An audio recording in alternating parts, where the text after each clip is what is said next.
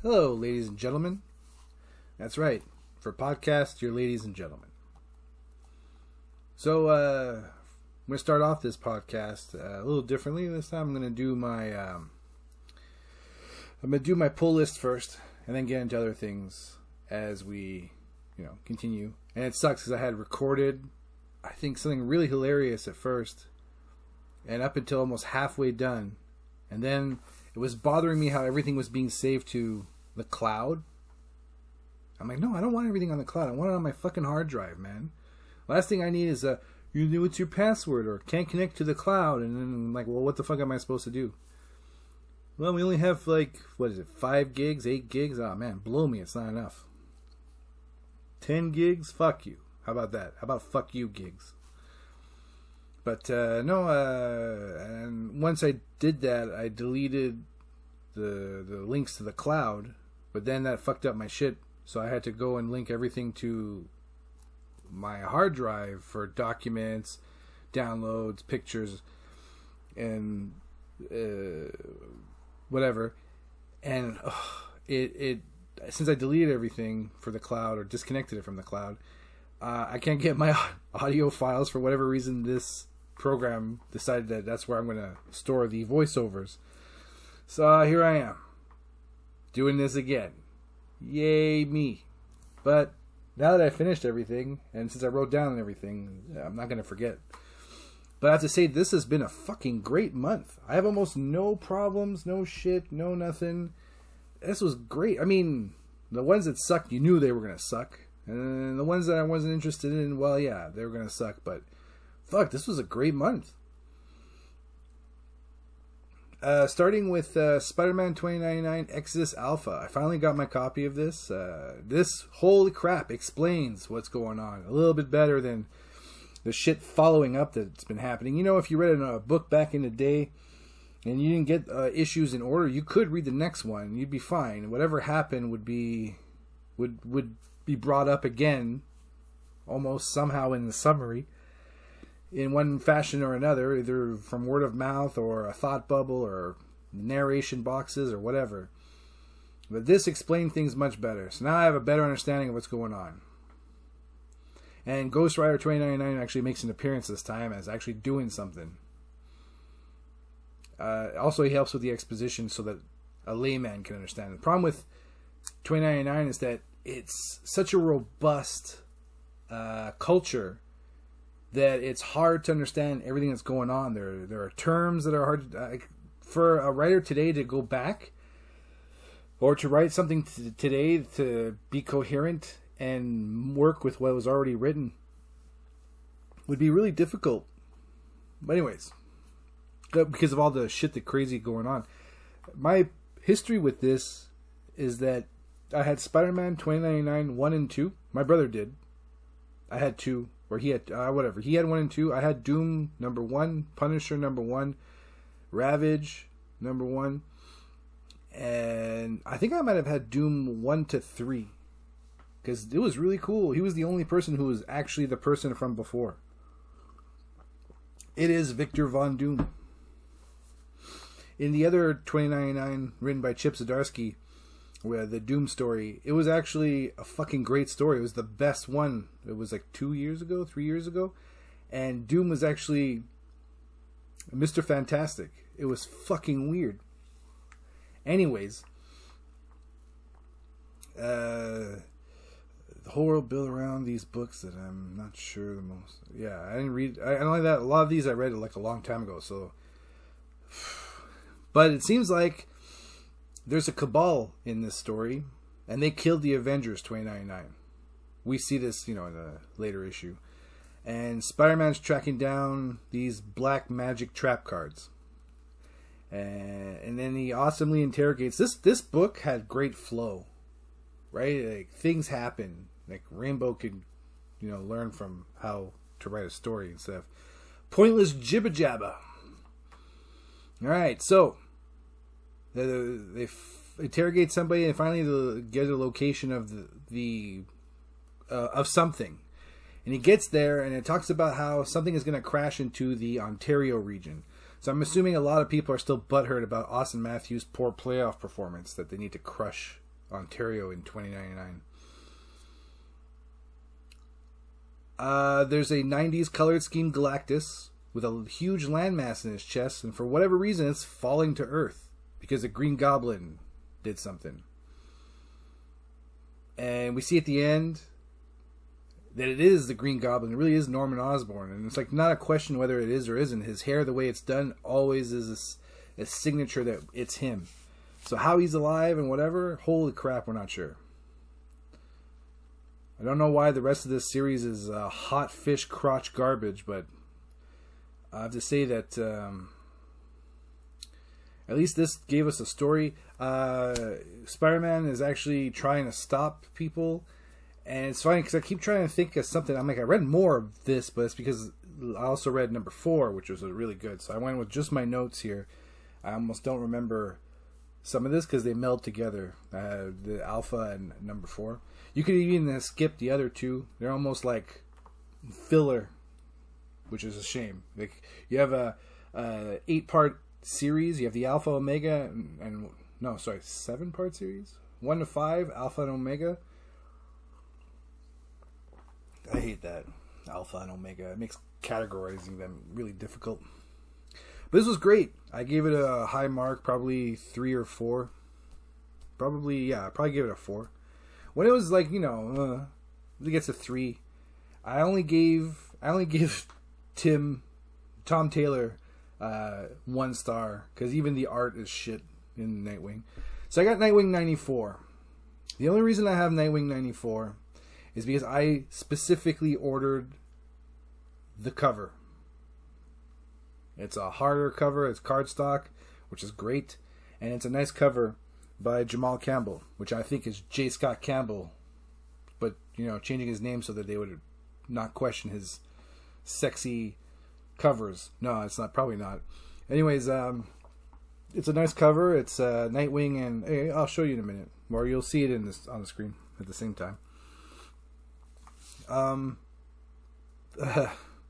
I was not interested in reading this. The action in this one felt more like improbable than, oh, holy shit, that's something that's crazy to happen. Like when you watch some matches in Lucha Underground. Or, no, better yet, you're watching matches from the Young Bucks. While you're watching it, that there's whoever they're against is helping them.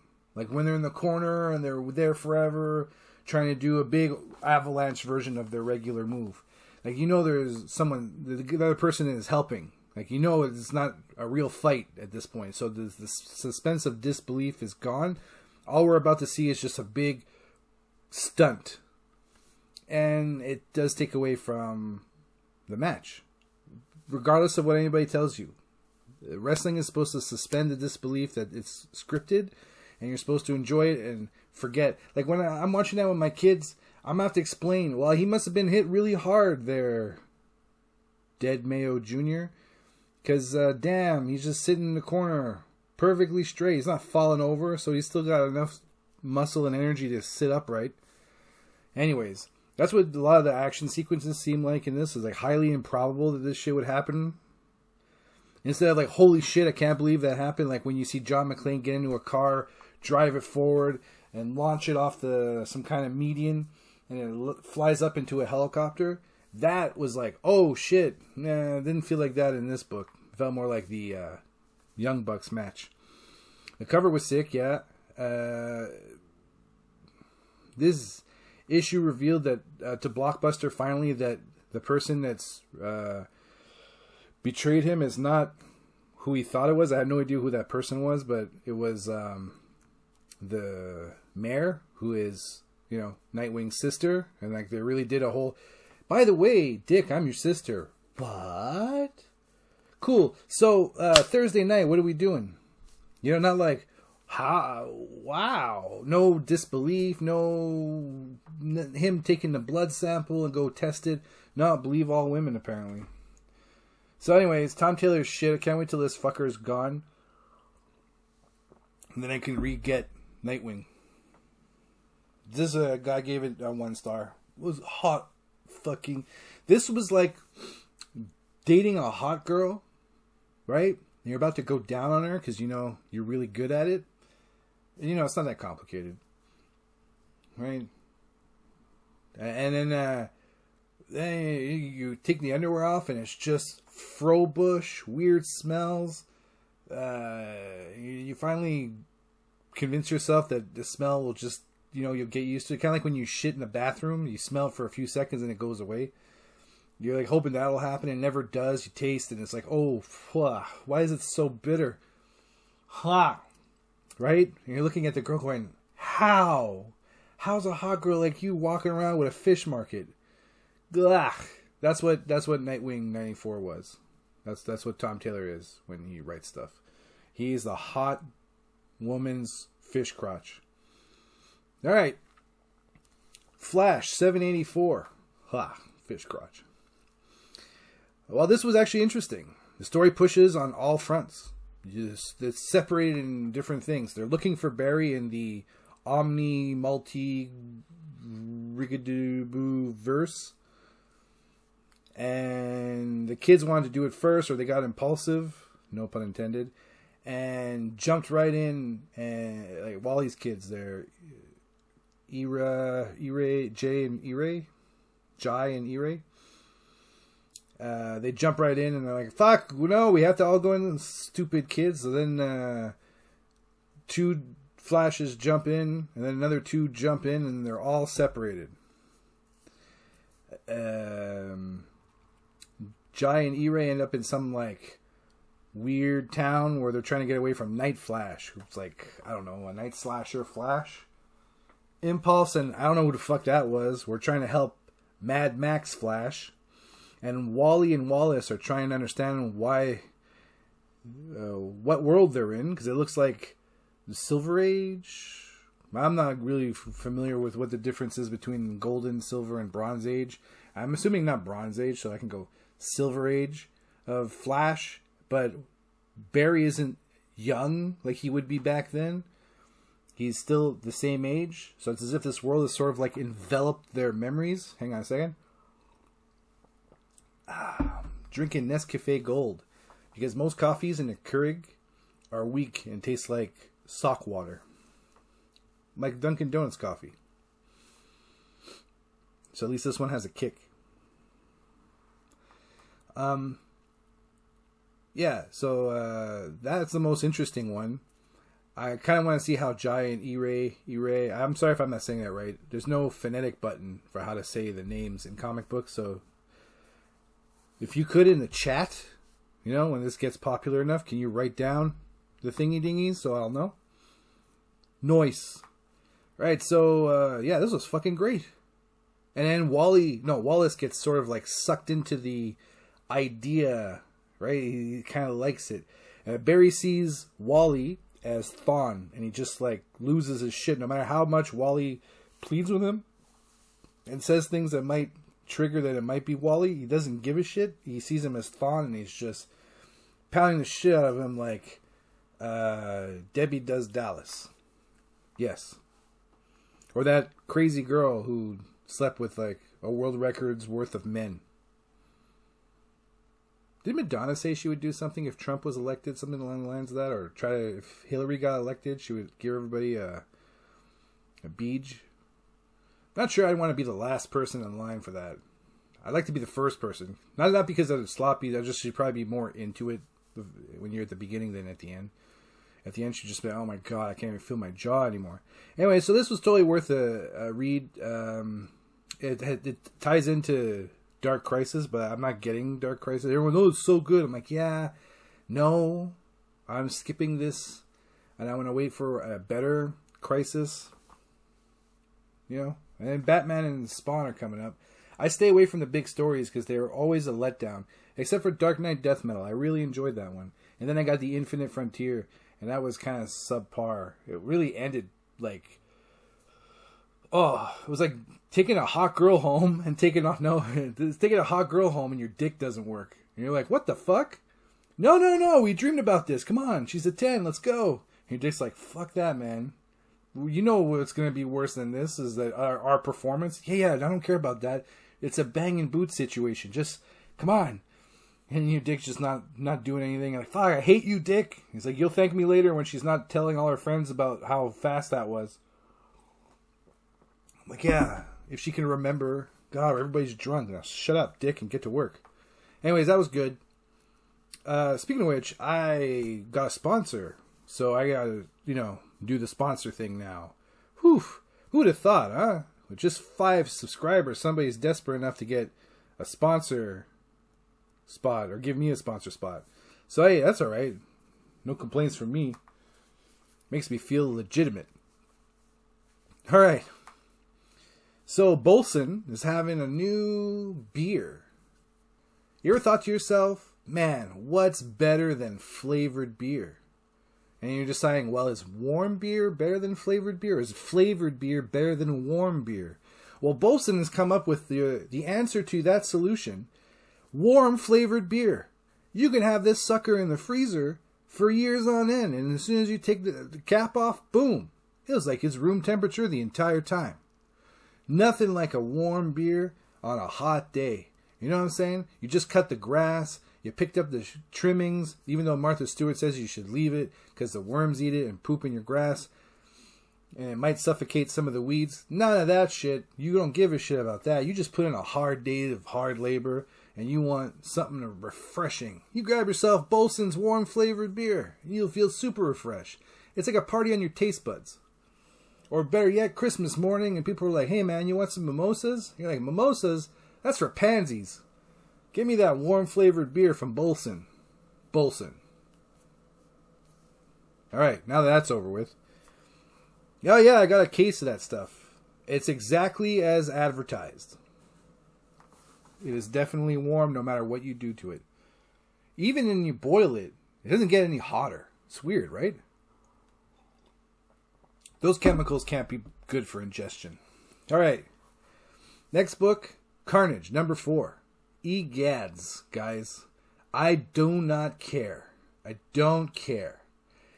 And I think it's Ram V who wrote this, and I couldn't care less.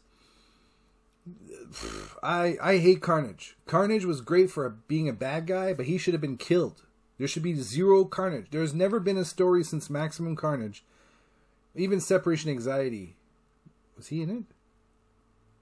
No, he wasn't in it. It was this other one where he was part of, like, his symbiote gets into the internet, which is fucking weird. No, like, they should just killed off. We don't need any more. You can do another Carnage if you want, like a whole new symbiote, but like let's kill Carnage. No more. He's basically Sylar now. He's taking people and he's cutting them open and taking their shit. Yeah, he took Spot's ability to teleport. He's probably killed him. He took Aquaman's ability to aquate. I don't know. Change his molecular something or other. And now he's hell-bent on trying to kill this Norse Amaterasu in some kind of place from the 10 realms. So he goes through time, space, and whatever with his pet serial killer and the cop who's been infected with Cletus Cassidy as a symbiote. And they get put somewhere else, whereas Carnage and whatever are in some of the elf realm or something. Some like, I don't care. They're in an elf realm, and right now is the hunt, or not a hunt. It was just basically a find the Amaterasu babies. So some wolf that comes in every 20 years or some shit and gives birth and then fucks off, and they're trying to get some of the puppies. And I'm like, this is stupid, but sure. We'll roll with this. And Carnage wants to kill this wolf and take something from it, I think. It's not very clear his motivation, but the wolf is important. So the creepy killer had to kill someone, and the cop met up with a new Madam Web. And that's about as far as I give a shit to... Oh, thank you so much for that noise. Microsoft Excel 2016. Sorry about that. I thought I was still recording, but it wasn't. As soon as I click off of the... out of the editing software, that's it. It stops the recording. So, shit. All right. I don't think I said anything. This is 3 stars. No. Yeah, 3 stars. The story was all right, but it was like, I don't care.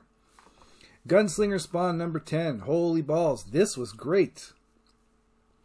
I usually hate reading this story because I can't stand Gunslinger. I think he's a piece of shit. But then the more I read it, the more I think I hate Al. Al has not evolved much since the first Spawn. Not at all. Maybe his physical appearance has evolved, but he hasn't. And you figure going through all the shit he's gone through, he should have. And they say people never change, and they say, stuff like that, but like when Vegeta has more of a better evolutionary arc than you do, you're not doing a good job. So anyways, I like this one. Sorry, I don't like Gunslinger, and with the Scorch, it's hard to enjoy any of the Spawn books outside of Scorch, since everything happens before the Scorch. There's a lot of back and forth in this issue between She-Spawn and Spawn. Gunslinger is a little annoyed. He's kind of starting to get bored, and he walks away, and then Spawn turns around and says, "Hey, where are you going? We should help each other out." You know what I'm saying? And I'm like, what? When did this happen? It's like, I'm going to try to get you back home. We'll do the best we can to get you back there. I'm sure Spawn wants him to go back home. He probably doesn't want him around. But he's like, hey, Gunslinger's like, hey, let's go to get some Angel. And he's like, sure, we'll do that. And they end up at one of the dead zones. And the dead zone seems to siphon their energy, and they're both stripped down to whoever. They're both on an equal plane now. Now, no matter what, Gunslinger isn't the weakest Spawn. They're both at the same level, and it's temporary, of course. And then they have at it. And then the narration boxes really give you an idea on why it is Gunslinger is holding his own against Spawn. A military trained, who knows what kind of martial arts Al took during his heyday, and who knows what kind of shit that Spawn has learned since. So that makes him incredibly deadly for hand-to-hand fighting, even without his powers. What I would have done too is add to the narration that Spawn was probably so dependent on his abilities that the fact that he doesn't have them right now put him at a slight disadvantage. But they didn't mention that. I would have. And I would have incorporated that into the fight scene, but it seems pretty equal, and eventually they score a double sort of knockout. They're both knocked down. And then in an anime, they would be good friends after this, or this would stifle their arguing. And that's what happens. It stifles their arguing, but the narration box and thought bubbles definitely tells you a different story. They still don't trust each other. This is just something that had to happen, and I guess they got to blow off some steam. Then, sure enough, Gunslinger was right. He is able to locate angelic stuff, and they meet Redeemer, which was really cool. And right at the end of this book, it goes, hey man, you can follow their story in Scorched. And I'm like, yeah, that's great, but that kills anything that happens. No matter what happens in these books, it's going to be erased, or it'll count as nothing because the Scorch is significantly later. They should either get rid of Scorched or get rid of everything else, and keep Spawn as Spawn does things outside of the team of Scorched. That would be great. And the thing at the end of the books, can someone clarify what that is? Spawn's face and then a number. I mean, I think someone told me that it's how much power he has left.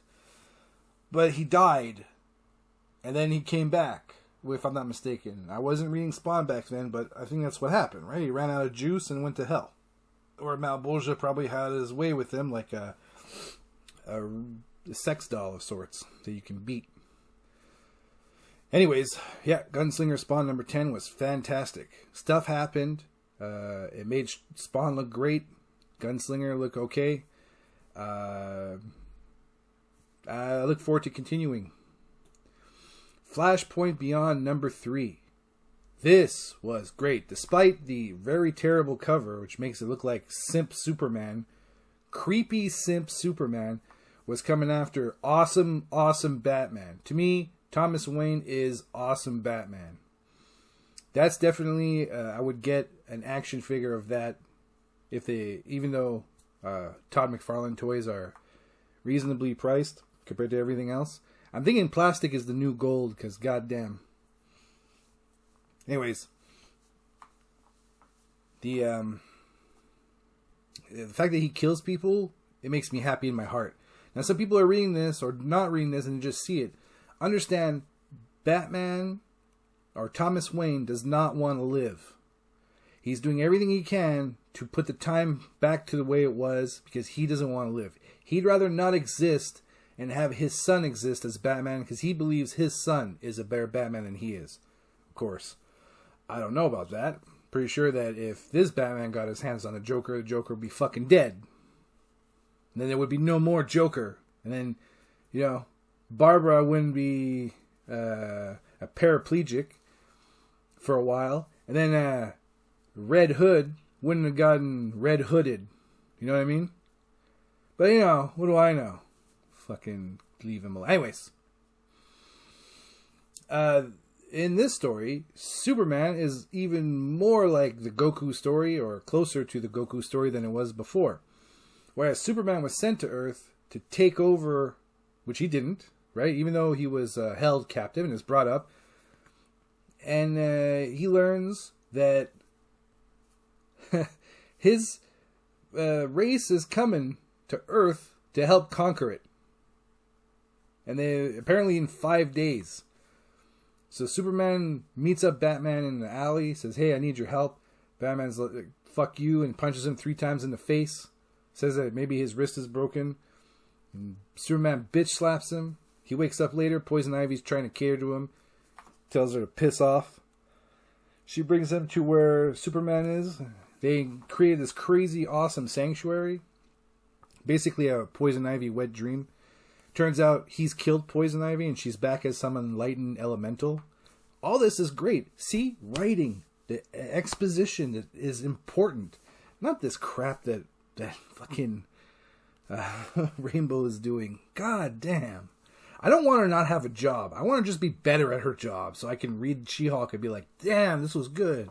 Instead of reading and go, fuck, what the hell? Because now I'm reading Savage She-Hulk and I'm like, damn, this was great. Even though for the 80s and there's purple ogres. No, this was good. Okay. So Batman shows up and there's Superman and Swamp Thing, and Swamp Thing is what helped create this whole sanctuary. Swamp Thing uses his vine stuff to jiggle these phallic crystals, and that's where they get the exposition of the Kryptonians on their way to kill the planet. Batman's not interested in helping. They're like, "Oh, we can get an army going and fight." He's like, "I don't care. Look, now how long until this happens?" They're like 5 days. All right, so I have 5 days to do my thing. Too bad for you guys. And he pisses off. And then we cut back to Penguin, who's taking care of, I forget who that is. I'm sure it'll come up again. He's taking care of some kid. I'm wondering if it's supposed to be Barry. Anyway, so the kid is like picking locks and stuff. And before he was firing guns.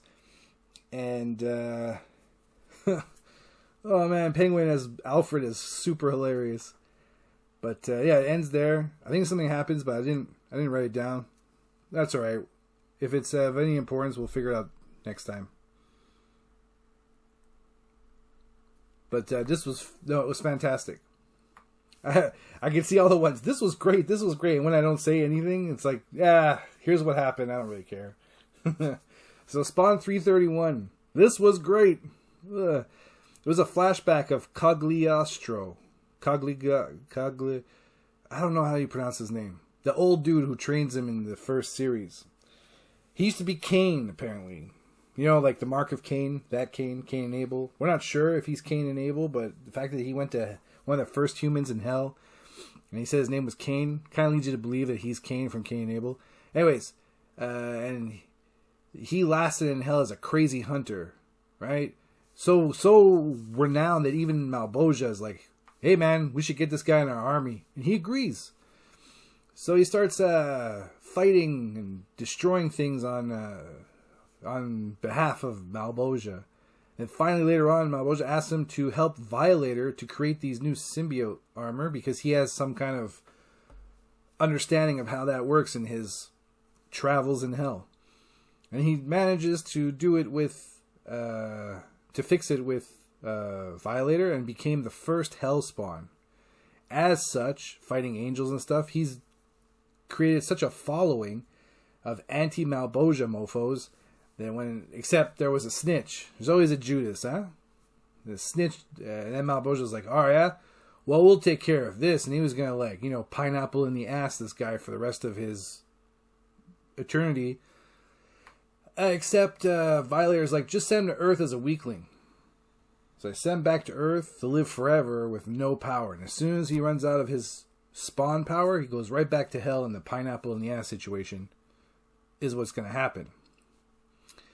And then you see him trying to kill these Hellspawn and get their power, but he can't get their shit, nothing. So then he came up with a better idea to train them. They were all stupid or useless. Eventually, when they met Al, though, Al was like the prodigy, projection, prognosticator. Anyways, this dude was the shit, right? And kills Malebolgia. And he's like, finally, now he sits on the throne and he's still weak. And he's like, fuck, what am I supposed to do? And with all the spots closed and all the zones closed, he's like, damn, now what? And apparently, and it's not really said, but it's sort of shown, and we'll see next time, but he's now overt kill. And I'm like, shit. What happened there, right? So they'll probably explain more in 332, and I can't wait to see it. But this was fantastic. So much happened. So much interesting shit. It reminded me of back in the day spawns. God damn, those were good. Alright, Scorch number 8. This must have been mad because I wrote nothing. I wrote just what happened. Al's keeping Sergei in limbo to test him. Sergei is shown what the others are talking about, and it made him seem like he was responsible for Natasha's situation. After some kind of encounter, Spawn leaves Sergei as a test. Then we cut to the Scorched on their way on motorcycles to catch up with Natasha and Plague. Plague is taking Natasha. Natasha and Plague merge, but aren't bonded, as Spawn points out. So they engage in a fight and can't seem to get close enough, except Haunt. He gets there, and he tries to cut right through Plague. They're trying to fight without killing, but it's becoming too much of an issue.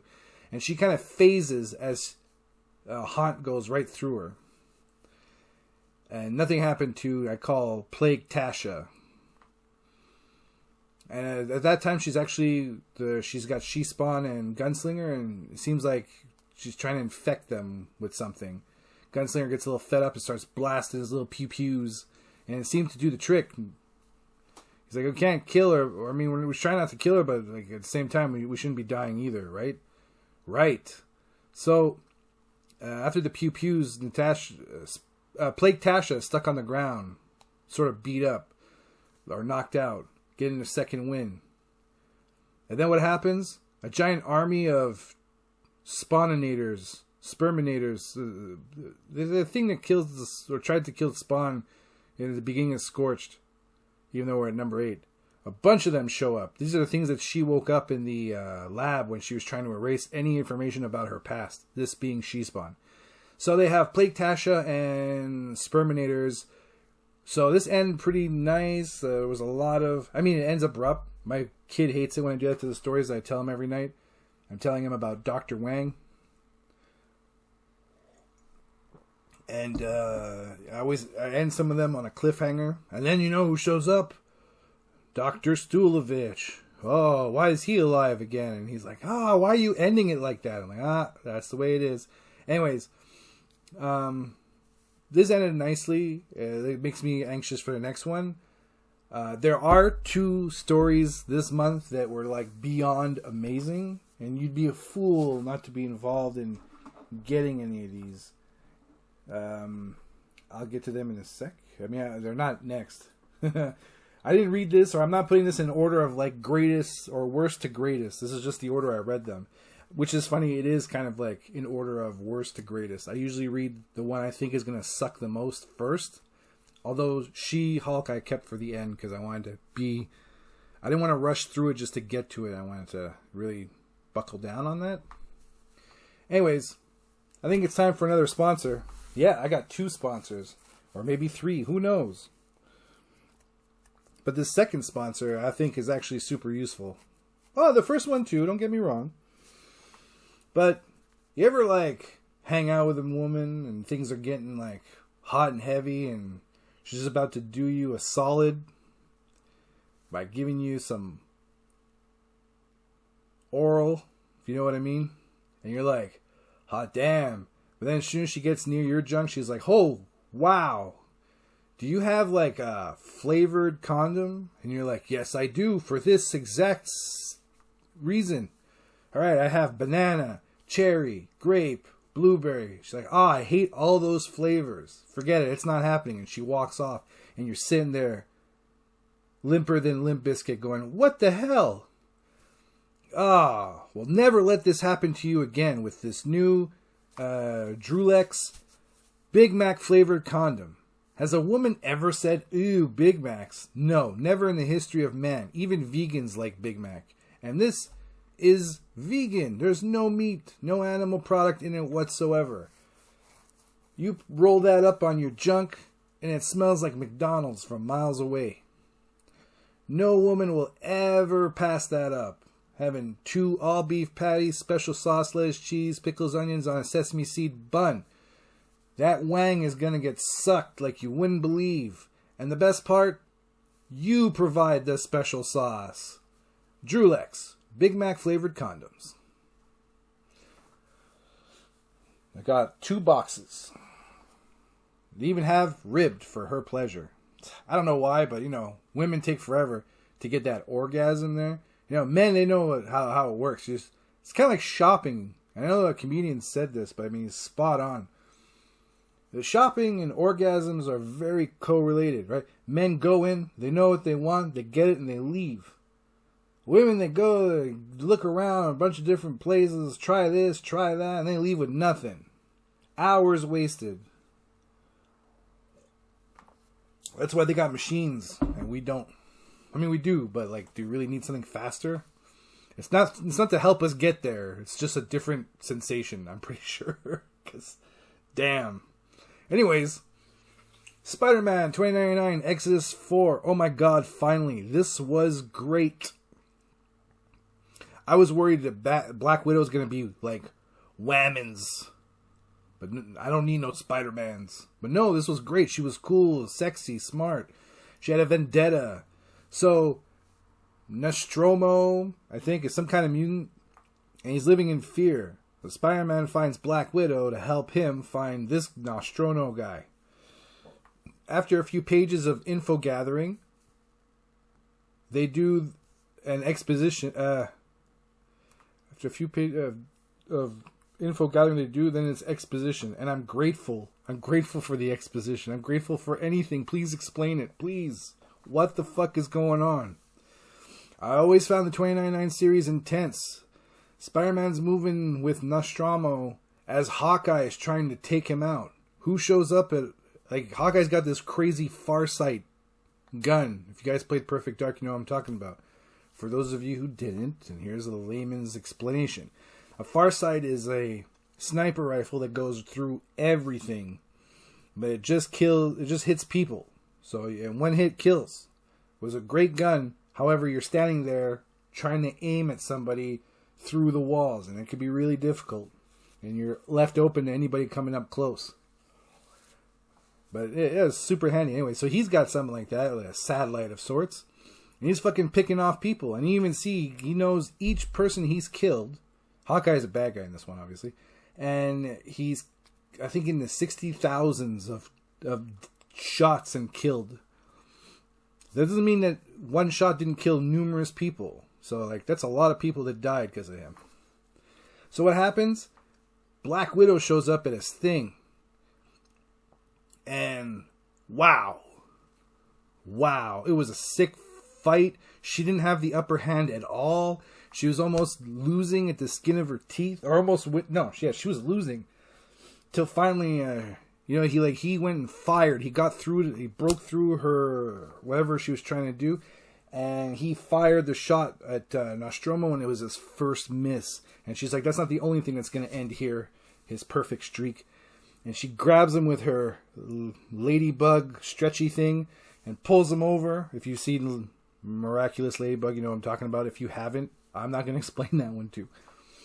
Be a little more worldly, Like kids can watch shows where a woman is a hero too, and it doesn't hate men, this one.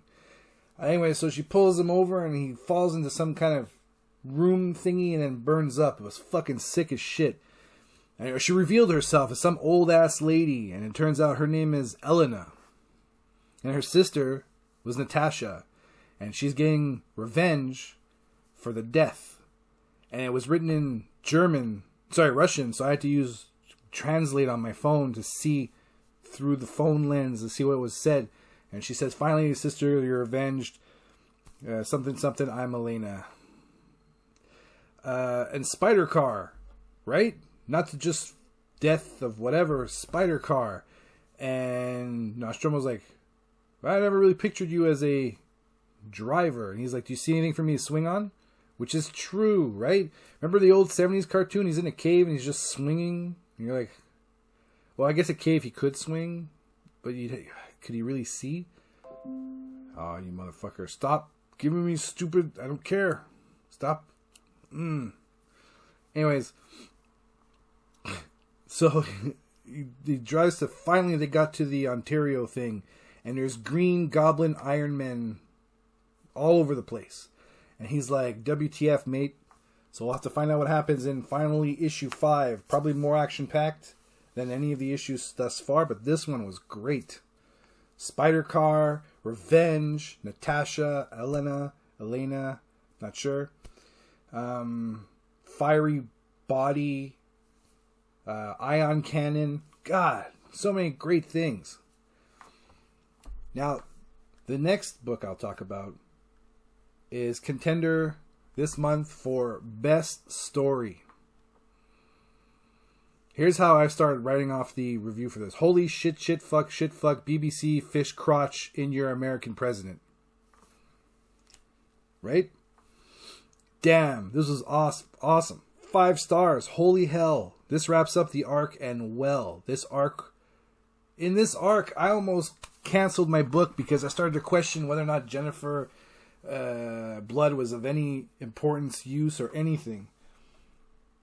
She was fucking nobody. She was stupid. She was she was great up until this arc. She's with Pornstache, and Pornstache is like they have like a what do you call it? They have a sparring session where he like beats her, and I'm like, what the hell? And he's like passing on information, not information, but like help or training, like as if he's training her. I'm like, and she's like, oh, maybe it's because I was always like guns blazing and shoot first. I'm like, no, she's supposed to be like a covert killer. She's a rumor. Like people don't even think she's real. She has to have some kind of crazy ass military skill to be able to do this shit. Who's this Pornstache? It's just some high end thug. The hell does he know? So I'm like, this is dumb. And it seems like she started to develop some kind of affection towards him, like a sort of weird I want to fuck my dad thing, which is weird, right? And I'm like, oh, this is fucking bizarre. How is this gonna end? Oh my god. Hey, dudes, get the trade. If you're not getting these issues, get the trade. This one is great. The first one was okay, but this one was it was so good. I wrote to the writer on Facecrook about how great it was. I don't remember his name. I think it was Fred something. Fred Von Slamen. But no, amazing. So anyways, Pornstache was told that he was not dying from cancer. So he's like, oh, I'm not dying? And right away, boom, back to being a bad guy. Teams up with some platinum blonde who's mad at Jennifer Blood because Jennifer Blood's mom killed her mom, something like that. It's explained at the beginning, but I don't remember them ever talking about that in the book. So, although I did get 7 out of order, I got 7 later, so maybe she did say something, I just don't remember. It's possible. Plus of all the other ones I read, so it's hard to remember every small detail. But anyways, so this platinum blonde is in her penthouse in this building, but like friggin' Jennifer Blood comes in, killed everybody in the parking lot. There's an auction going on. They're like, and this item, and then they reveal, and it's Jennifer Blood with a minigun. She just fucking mows everybody down. She's got a shit-eating grin at the last panel. It was beautiful. People dying, bullets ripping people. I mean, it's teen plus, so, you know, it can't be gory like something from Garth Ennis, but, you know, I think Dynamite should start thinking about having a mature section. Because Jennifer Blood and Vampirella should be in the mature section for nudity and gore. Obviously, this is not something my kid could read, which is unfortunate, but not yet. But he will when he's older, and he's going to fucking love this. So, as Pornstache realizes he's alright, Blondie's like, you want to work for me? Sure. Alright, cool. Kill Jennifer Blood. Alright, so he's like, alright, we're in a penthouse. There's only one way in here. She's like, yeah, the elevator. And he's like, no other way. No other way. Okay, cool. And what happens if the power's off? The elevator goes to the bottom floor. The door stays open, and that's it. Okay, cool. We're good. The elevator looks like it's going up. Ding, it opens. Nobody's in there. He's like, okay, what are you talking about? Is there another way? And then there's that crazy bad guy who I like a lot. He's kind of like a contract dude, so if the contract's expired, it's kind of like Victor Zsasz in Gotham, but annoying. Victor Zsasz was fun in Gotham. I love that character, but he's kind of like a really annoying, know-it-all version of Victor Zsasz. And the fat dude's like, well, she could go on the roof, but what? She's gonna like rappel down and come through the window? And then Pornstache's like, yes. And sure enough, as he says it, she comes through the window, pop, pop, takes out Platinum Blondie, dead. Like she got a panel of being shot through the window or coming through the window, and then another one she's dead. And then there's gunfire and people hiding. And Pornstache is with the contract guy, and he's like, well, look, my client's dead, so I'm not obligated to be here anymore. I'm going to leave. And Pornstache is coughing up, and he's like, wait a minute. He looks at his hand, there's like chunks of chunky blood there. He's like, hey, is that thing you gave me fake? And he's like, yeah, it probably is. What? So he comes in, and here's a sit-down chit-chat. And I love this. This was very Ocean's 11. Very, the reveal at the end of the Hangover movie where everything starts to piece together, and you're like, ah. And Jennifer, she's played this guy like a fucking fiddle. It was beautiful. She made him think that he was some kind of important figure in her life at this point. And he's like, why would you give me my hope just to take it away? She's like, I need to know if you were serious. And this was a great test. Didn't I tell you why you're still alive? Because I'm suffering. Are you not suffering? And with tears, he goes nuts. And as she's explaining everything, she's slicing him up and cutting him down to size. Finally, he's pinned down. He's like, you owe me. Let me go out guns blazing. I didn't know what that meant, but the next page shows exactly that. It was awesome. He's dressed up as Jennifer Blood. The police are starting to believe, or the idea is that he's supposed to be a copycat. And he has this speech about how it was him the whole time, everybody's dumb, the eagle has landed, right? That's his name, the eagle. And he starts shooting at the cops. It's like suicide by police, and the cops shoot back, and he dies. Brutally. Dude looked worse than Swiss cheese.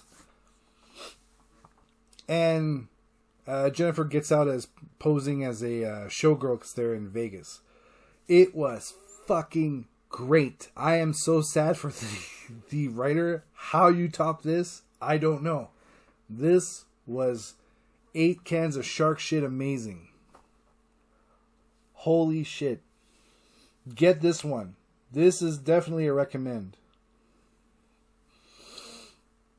Like, I feel bad for anyone who hasn't read Gun Honey, but this one was really good. Gun Honey is still the best, but this was really good. Whew. I need oxygen and water. Where's my coffee? Oh, almost done. Starting to get a little cold. All right. The Army of Darkness versus Reanimator #1. You can skip this. I always like Army of Darkness stuff, but there's really nothing to this one that's really that important. I wouldn't go nuts on this one. So the story is people have uncovered Evil Ash's head in Europe. And they sent it to a lab somewhere. And it gets to the Reanimator guy. Don't know his name. Doctor. They had it on the door. I don't care to remember it. And he injects the head eventually as he sneaks into it after hours into the office. Injects the head with his reanimation goop. And then Evil Ash started talking. So, oh my god, that was great. Can you give me another one of those shots or another 100 of those shots or whatever? And he's like, whoa, usually people come back and they're not coherent. Well, that's mostly magic. And he's like, I don't believe in magic. Okay, how about really, really crazy science? Because that's what magic is, right? So as time passes, the head starts to grow hands and arms and legs and eventually an entire body with clothes. And it piques the interest of the Reanimator. And they need to get their hands on Necronomicon Ex Mortis, roughly translated, the Book of the Dead. Bound in human flesh, inked in blood. The book contains ancient rituals. Burial rituals. I don't remember. Ancient spells. Burial rituals. Anyways. So Ash is eating at a diner with some blonde lady, and she's telling him his story almost, and he's like, yeah, I heard about all this. I'm the chosen one. He's kind of, you know how he is. He doesn't want to be the chosen one. He wants to get away from it. He's tired of being the chosen one. And then before they know it, what happens? The waitress at the diner turns into a deadite. Would you like some coffee or death? I don't tell you, honey, we're a little out of coffee, but we're in huge supply of death. And oh my god, it starts, then a big fight, and Ash gets out, and the girl gets a grenade and takes out a whole fucking slew of deadites. It's insane. And then he's like, there's something you need to tell me, isn't there? Yeah? And then it ends right there. Oh, it was good. It was alright. You know, it's not going to really go anywhere. It's not going to be a canon, definitive story, just like the video games, just like any other story that happened afterwards. It's just another side plot to something that's happened with Ash there. And that's it. Even the TV show, I'd say, is not canon.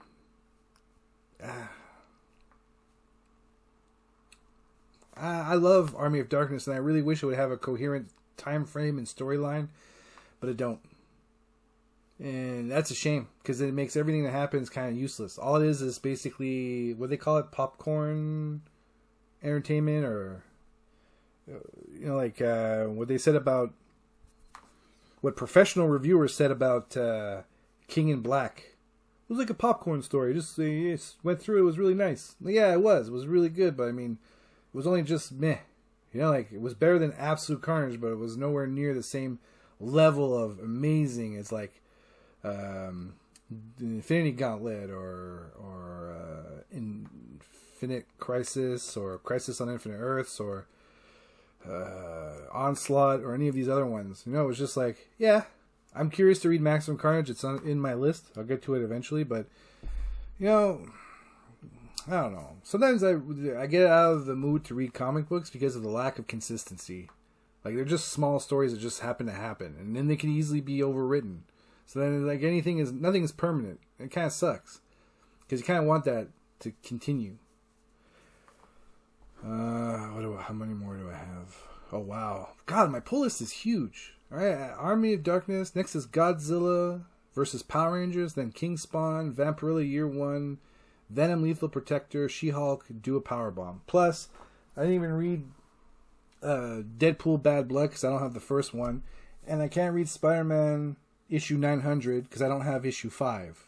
Which, it's Legacy 900, but it's issue 6 in this series. But anyways, I'm going to pause it here and take a little break and I'll be back soon. And I'm back. Not that you really missed me. Alright. Godzilla versus Power Rangers number 4. Frustrated with Godzilla's team up with the Power Rangers to fight her monsters, Rita pulls out all the stops and takes over the Xalians and gets Finster to send out their best monster, which is King Ghidorah. And King Ghidorah in this story is huge, much bigger than Godzilla, and is doing a number on both Godzilla and the Megazord. However, King Ghidorah is also taking out or trying to attack their spaceship that they're in, Rita and the Xalians. And she's like, fuck, what the hell? Not in those words. And now that they're crushed Godzilla and them, she thought maybe her regular minions like Goldar, Scorpina, and a few other guys could, finish off Godzilla and the Megazord. However, and they can't put King Ghidorah back to where he was. The teleporter thingies aren't working. And she's like, damn. So now everybody's fighting King Ghidorah. And at the same time, Tommy's getting out of his own captivity. Because, you got to find a way to get Tommy not be there. He's got to come in at the last moment, Dragon Zord this shit and win. So he gets out, gets his coin, gets out, morphs, and he's on his way. All this happens, right? And that's it. It ends. That's what happened in this book. A lot of fighting, which was great. And it was really good. This is definitely fan service. That's what I like about these crossovers when they're done well. This is definitely one of the good ones. Far better than the Transformers Back to the Future story. God, that was awful. This was good. It's not as good as the TMNT one, but it's alright. TMNT, every issue was like fan service. This one, it's a little bit here and there. I'm looking forward to finishing this series. It's not the best one, and considering it's Godzilla versus and Power Rangers, basically two big kaiju stories from Japan, and it really lackluster. But what are you gonna do? It's not the best. It's not the worst. Like, it's definitely better than a lot of the shit I've read. It's better than the Flash and Nightwing. But like any of these things that happen, like Army of Darkness or whatever, it's a small story. It's not canon. Nothing lasts, and maybe Hasbro or whoever will make a toy out of it. They did it for the Power Rangers Turtles crossover. You have to spend $80 to get 2 figures. Blow me $80 for 2 figures. Jeez. I'm starting to think that people are not... Like, these toys, they're not for kids, right? Kids aren't going to get these. No parent's going to get this shit for their kids. $80 for 2 action figures? No fucking way. But when we were kids, our toys didn't cost that much. The only reason my parents said no, not because they were expensive, because, you have too many or whatever their dumbass excuse was. Like, today, I'm like, my kids got Power Ranger toys. Like, if they use their Power Ranger toys more than anything else. But if you're going to sell me this shit at that price, blow me. No one was buying the Zeo Megazord at Toys R Us. That was an $80 thing. Marked down to $30. I bought it for my son. It was perfect timing for his birthday. Doesn't even care. It doesn't do as much shit as he thought it would do. Because they like to play with the individual parts of the Zords and then put them together. It's almost like, it's like a kid's dream. Robots and things that turn into a bigger, crazy thing. Give that shit away. Make it, toys. I'm going to do a video about that. But, yeah, this was alright. If you didn't get it the first few, this is better than the last issue. It pushes the story forward. But if this doesn't interest you, you can skip it. There's nothing special about it. Being a Godzilla fan, it doesn't do anything. Being a Power Rangers fan doesn't do anything. It's not exactly 100% well done. But, I'm waiting for them to kill Rita already. I'm tired of these bad guys that just don't die. what kind of responsible person like Zordon would be like, yeah, we're not going to stage an assault on Rita so she could stop destroying things. No, we're going to keep her alive. No, that's dumb. Fucking dumb. Anyways, King Spawn number 12. Well, it's been a year, and I can't really remember everything that's happened. I do remember the Kincaid thing, and some other creepy thing brought up, and then children dying. Last issue, Terry tried to blow up the throne. It didn't work. It started to rebuild right before his eyes. Spawn's fighting Azrael. Azrael Black. That's important, because it's not Azrael White or Mexican. It's just Azrael Black. And there's a lot of back and forth. Spawn looks like he's much stronger. Then Azrael does this weird thing where he starts to melt Spawn's face. And it's really cool because it's just a skeleton there. But he doesn't seem to be in any pain. And he goes up against him. But the teleport guy can't snap his fingers. He does a bit, but the teleportation is really limited. And the guy's like, why didn't you put him away? Why is he only over there? And Azrael's getting mad. He broke my hand. So now he's trying to fight, but Spawn eventually pins him down to the ground and rips off one of his wings. And then he grabs the snappy teleport guy and makes him snap his fingers somehow. And sends Azrael back to heaven with being disgraced, hating everything that heaven has to do with, not following orders, and having one wing. These are all strikes against him, and when he gets to heaven, they're ready to pineapple in the butt him. And that's all that happens. Nothing special about King Spawn 12. This or Gunslinger are definitely ones that I'm looking forward to not reading anymore. I'm waiting for them to finish. Doesn't interest me. They're not... It's alright. It's Spawn. There's fight scenes and they're good. They're very well depicted. But as far as pushing a story is concerned, it's a waste of time. I'm not interested. I'm not impressed. It's too slow. Gunslinger, this one. I like the Scorch, but again, the Scorch, things happen, but not enough exposition. Everything else has so much exposition, but nothing happens. I'm waiting for the fucking medium to happen. I would have been happy with just Spawn, but all these other books is kind of silly. Speaking of silly, Vampirella Year 1, number 1. Hot on the heels, or off the heels of Unholy, Vampy's preggers. If you remember from the Unholy series, she had to sleep with her gay husband, FBI guy, can't remember his name, and she got preggers from that encounter. Now she's hanging out with some black dude while she tells her bump about her beginnings on Draculon, which is great. I like the beginnings, an origin story, always good. People are sick of Year 1, but whatever. So, it's a typical story, but not typical, right? Starts off, she's at school, and she's like a high achiever, but she feels that it's forced on her because of who her family is, and her mom is in charge. We know this already. Her mom is actually in the Unholy series and isn't anywhere near the psychotic psycho that she is in this story. So she's in school. It's typical. She's the smartest in class. She gets caught in the teacher. You know how that is. Teacher gives the person in trouble. They're not really responsible for the talking, but, you know, anything to add? No, Miss Mama Snap. All right. And then it cuts to her mom being on this and talking to these councils, and it seems that the council does not like her.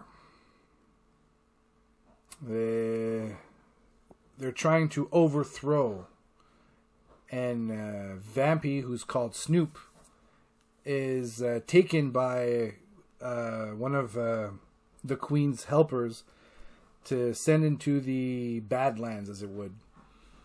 And she has to fend for herself till finally some boy finds her, brings them home. Her parents recognize her immediately, but say nothing, take good care of her. And I don't know if it's a premonition or some kind of like spell to see what would happen in the future, but it seems like the mom of the boy who found Vampy tries to tell Vampy's mom that she's okay and we have her. And then the messenger kills her, kills the mom, kills not Vampy's mom, but God, I wish I would have just wrote down the names. The mom of the kid who found Vampy, like, tracheotomy, then beheading, and then brought the head back to Vampy's mom and say, hey, look, they have him. Why would you kill him beyond me? But now Vampy's mom is like Mad Max leader. And they're going to go and get her. But then it cuts later to... Because this is Chris Priest, right? He's fucking all over the place. This guy's less coherent than me. Like, this dude's structure of storytelling sometimes is more confusing than the first time you watched Highlander. What the fuck? Now they're in the past? What is this? Why is he the same? I don't get it. And then eventually you're like, okay, he's lived this long. Okay, he's at a wrestling match and he's having a bad dream about... Anyways. So Mad Max, crazy mom. And then the woman is in bed and she's lying awake as if she had a dream that that's what happens when she tells Vampy's mom. Or is that gonna happen and she's just scared that that's what's gonna happen, but does it anyways? Like, we don't know. I'll have to find out in issue 2. But it was alright. I mean, it wasn't groundbreaking, but it was the most coherent story that I got from Priest so far. His U.S. agent was a little off the wall. Unholy was, I think, 3 issues in, and finally started to piece things together. He's not my favorite, but the artist with him, the story is okay, and the artist is good. There have been like some real nice images of Vampy looking. I gotta keep sending it to friends of mine as I go through the book. Like, check this out. Even her pregnant, super sexy. And if you're into that thing, it's even better. So yeah, this was good. Is it worth getting? I don't know. I know it's a short mini-series, so it's not gonna... I don't think it's ongoing. You can't do a year 1 ongoing. 6 issues, I guess, and that'll be that. Venom Lethal Protector, number 4. This issue felt so 90s. It was unbelievable. I think it's Michelini who writes this. I don't have it near me. Oh yeah, I do. I'll just check. David Michelini, right? Oh, the variant cover doesn't have the name on the cover. Damn. All right, we'll just assume it is, because I thought he did also the Carnage, but it's Ram V that's doing Carnage, or at least this issue was Ram V, and that guy sucks. Anyways, so it starts off with this very 90s interview where Venom is talking to some lady about stuff, and she's like, well, what did you want to tell the people? Well, I wanted to tell people that apparently there's a hit on my head, that I'll be at the Yankee Stadium so they can come and beat the shit out of me there. And at the same time, this remote setup was like a trap for Carnage, and he beats the crap out of all the police that show up in seconds. That was nice. A nice ambush that he just... But then on his way to wherever he was going, to the Yankee Stadium, he sees an ambush. A mugging. Sorry, not an ambush. A mugging. And then the person was killed. And he took care of the killer real well, too. And he says something like, it's his own fault. He should have, it's what killed him, his bravery. She's like, it wasn't bravery. This is love. He loved me. And then, Eddie's like, oh, yeah, that's right, Annie. So he goes to see Annie, and she's like, because of you and the things you said, my husband left me. And I know he was a terrible person, but it's my choice to decide whether or not I leave him. And I'm like, that's stupid. Like, if someone was in a relationship that was sucky, why would they be upset that someone else pointed it out? So he tells him, maybe we can be together, but not together, but, have a relationship, but not now. And he pisses off. And then he gets ambushed by Sticks and Stone. And Stone apparently has like a death touch. Like Rogue, but worse. And it's really funny. Venom gets out of his way and then makes him touch himself on the face. And he's like, this obviously doesn't work, because if it did, I would have been dead a long time ago. And Venom's like, well, it was worth a shot, right? And instead of asking him questions and beating the shit out of him, he kept pulling his arm, getting close to his friend Sticks, who was going to make him touch. And at first he was like, nah, whatever. And then Sticks like, come on, I thought we were family. And fine, I'll tell you what you need to know. And it turns out it was Justin Hammer who put the hit on Venom. And now you see it cuts to Hammer being told that Venom now knows. So I don't think he's going back to the Yankee Stadium at this point. He's probably going to go find MC Justin Hammers. She-Hulk 5. I already did a video about it. It's rendering now because when I do a video on my phone, the audio and video part are out of sync. The rendering is going to put that into sync. It was awful. Nothing happens, and it seems like something's happening, but nothing does. It doesn't go anywhere. It's a complete waste of time. I'm going to finish this series because I know it's not going to go to 12 issues. And I'm just going to be like, I have the set. That's it. I have the Legacy set. Boom. And that's it. This will be something to laugh at later on. And it would be great. Imagine this. At the very least, hate reading and reviewing it gets me so popular. Now, okay, I don't care about popularity, but say it does, and then I can actually become monetized somehow with this. And I'll have Rainbow to thank for her shitty writing, and I'll send her a nice whopping, I don't know, funds. But here you go. Because of you and your shitty writing, I got popular on YouTube. Thank you so much. Here's 10% of what I made last month. All right. Here is the second contender for best story of the month. There are spoilers, so if you don't want to know about it or you didn't read it, just know that Do a Powerbomb number 2 is amazing and you should get the series. Holy hell, this was amazing. That Necro guy is hilarious. And the twist at the end kept me saying, what the fuck? No way, for hours to come. This is a great example of how to write a comic book. So well. So, Lena is listening to Necro about his past. And this Necro guy, he's like a necromancer. And he's talking about how he was in charge of this giant army, and eventually he was overtaken by the rest of the world. And he was banished to this island. And he tried to do an army thing again, but it didn't work, and it was too much effort. And then going through all this junk, he discovered television. Oh my god. And she cuts him off at that point. Said, get to the point. And he goes, of all the things I've been introduced to, pro wrestling was the best. Oh my god, I love pro wrestling. And he goes on about how he loves it. Like any of us who've watched wrestling, love it. Like even if you're watching it today and the product isn't that great, I suggest you watch OVW or NWA if you're looking for a decent product. AEW, it was supposed to be good, but it seems like they don't know what to do with all their guys, and it seems weird. Some of the people that are there week in and week out, like Daniel Garcia, what the fuck is that?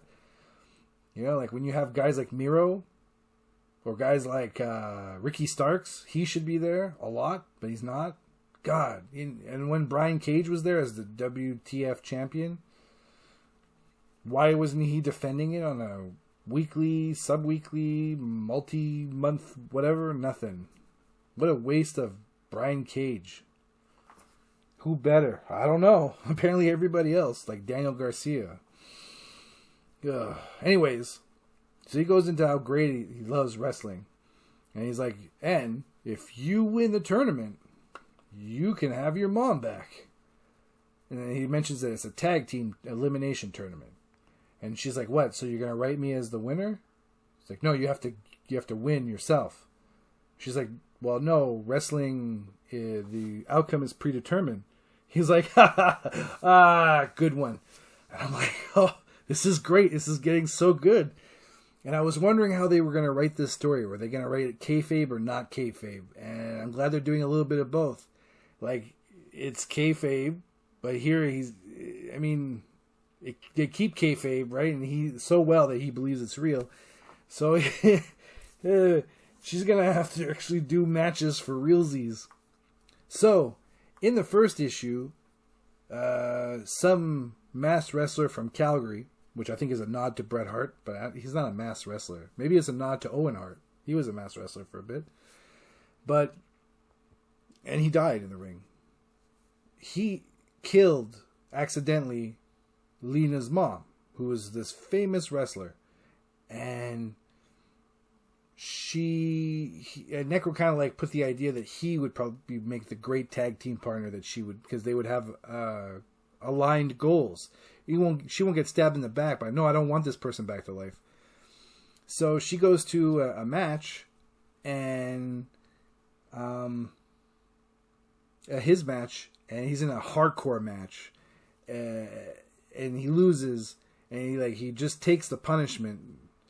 And she gets back into, you see the dressing room, and she gets there, and she brings up the fact, and he's like, yeah, you met a guy named Necro.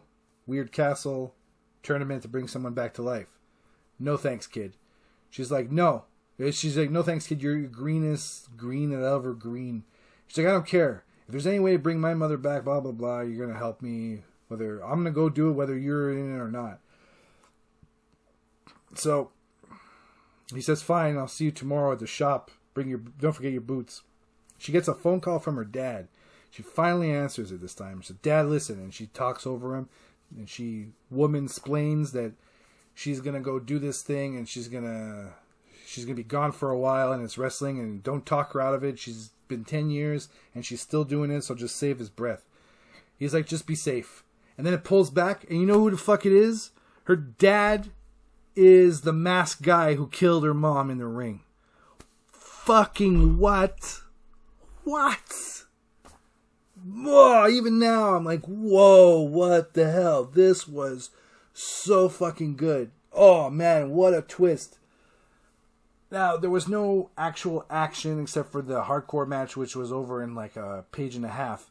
But the rest of the series has got to be fucking action-packed. But my God, so she has no idea that that's her dad. Such disdain for this guy, decides that she needs to team up with him because their goals are aligned.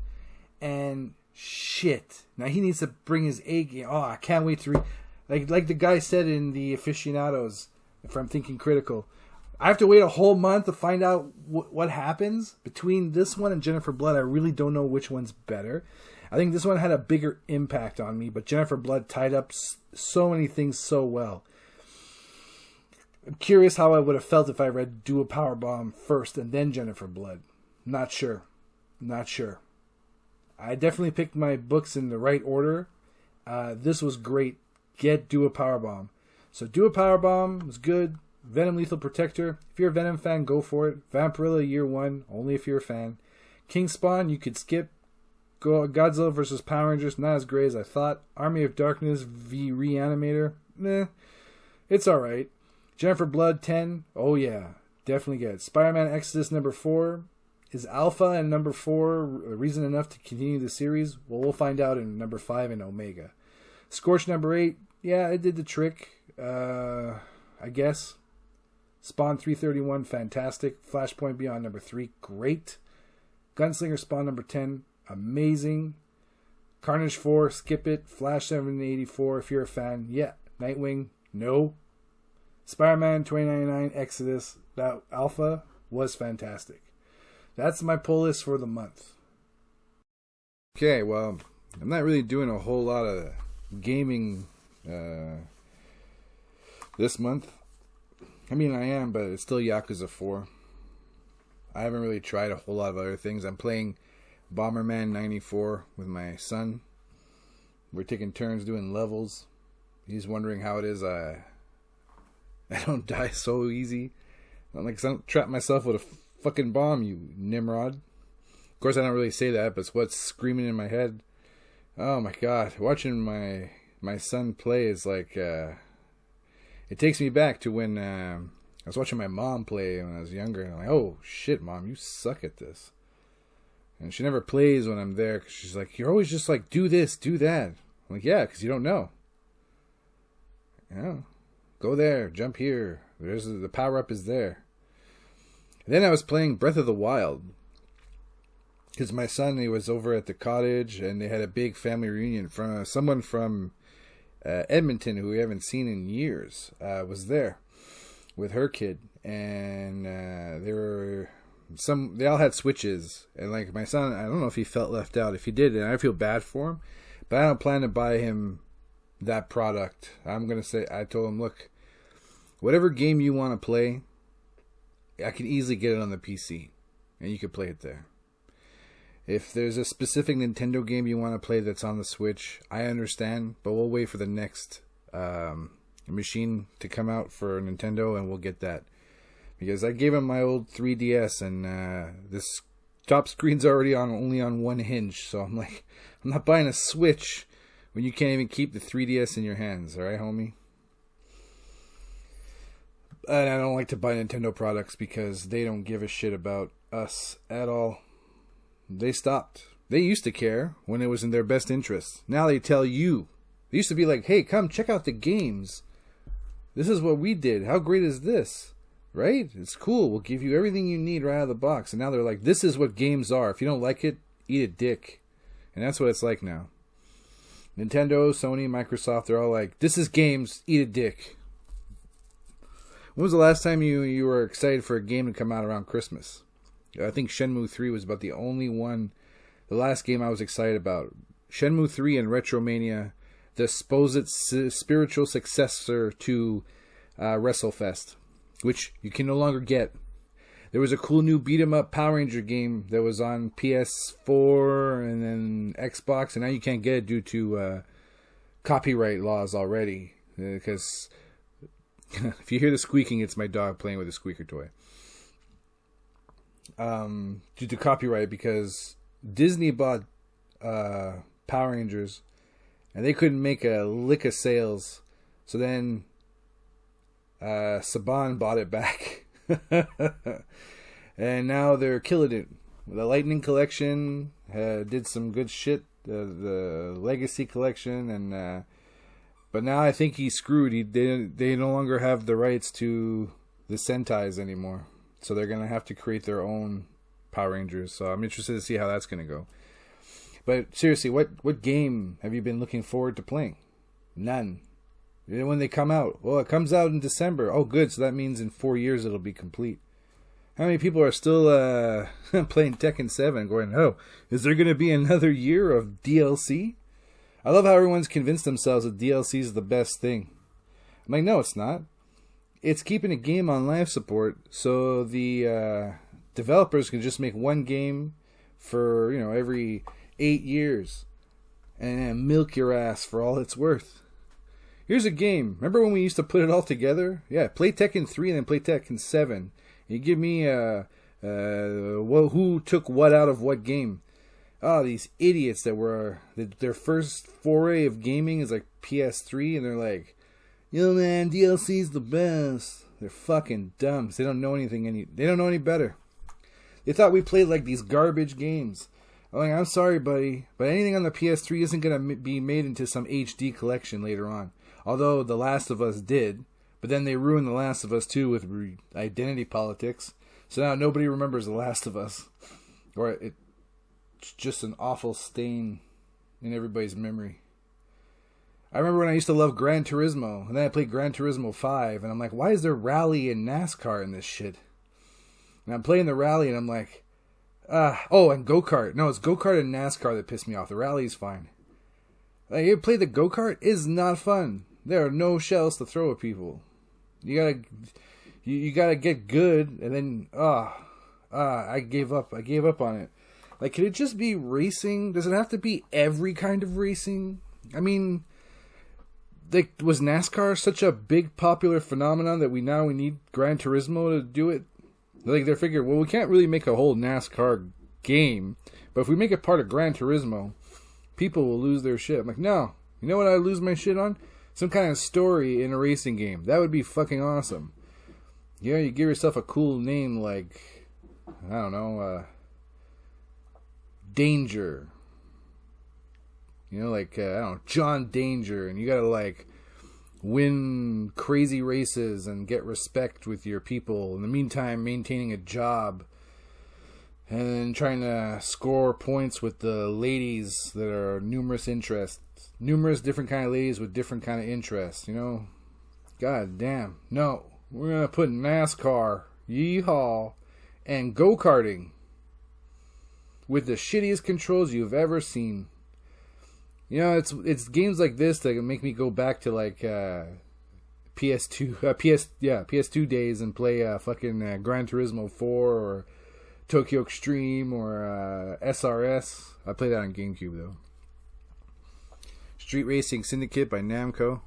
Anyways, I haven't really been doing a whole lot of gaming. Bomberman 4 has atrocious music. It's a lot of fun. When you play the multiplayer, you can change... you can't change what color you are based on your player number.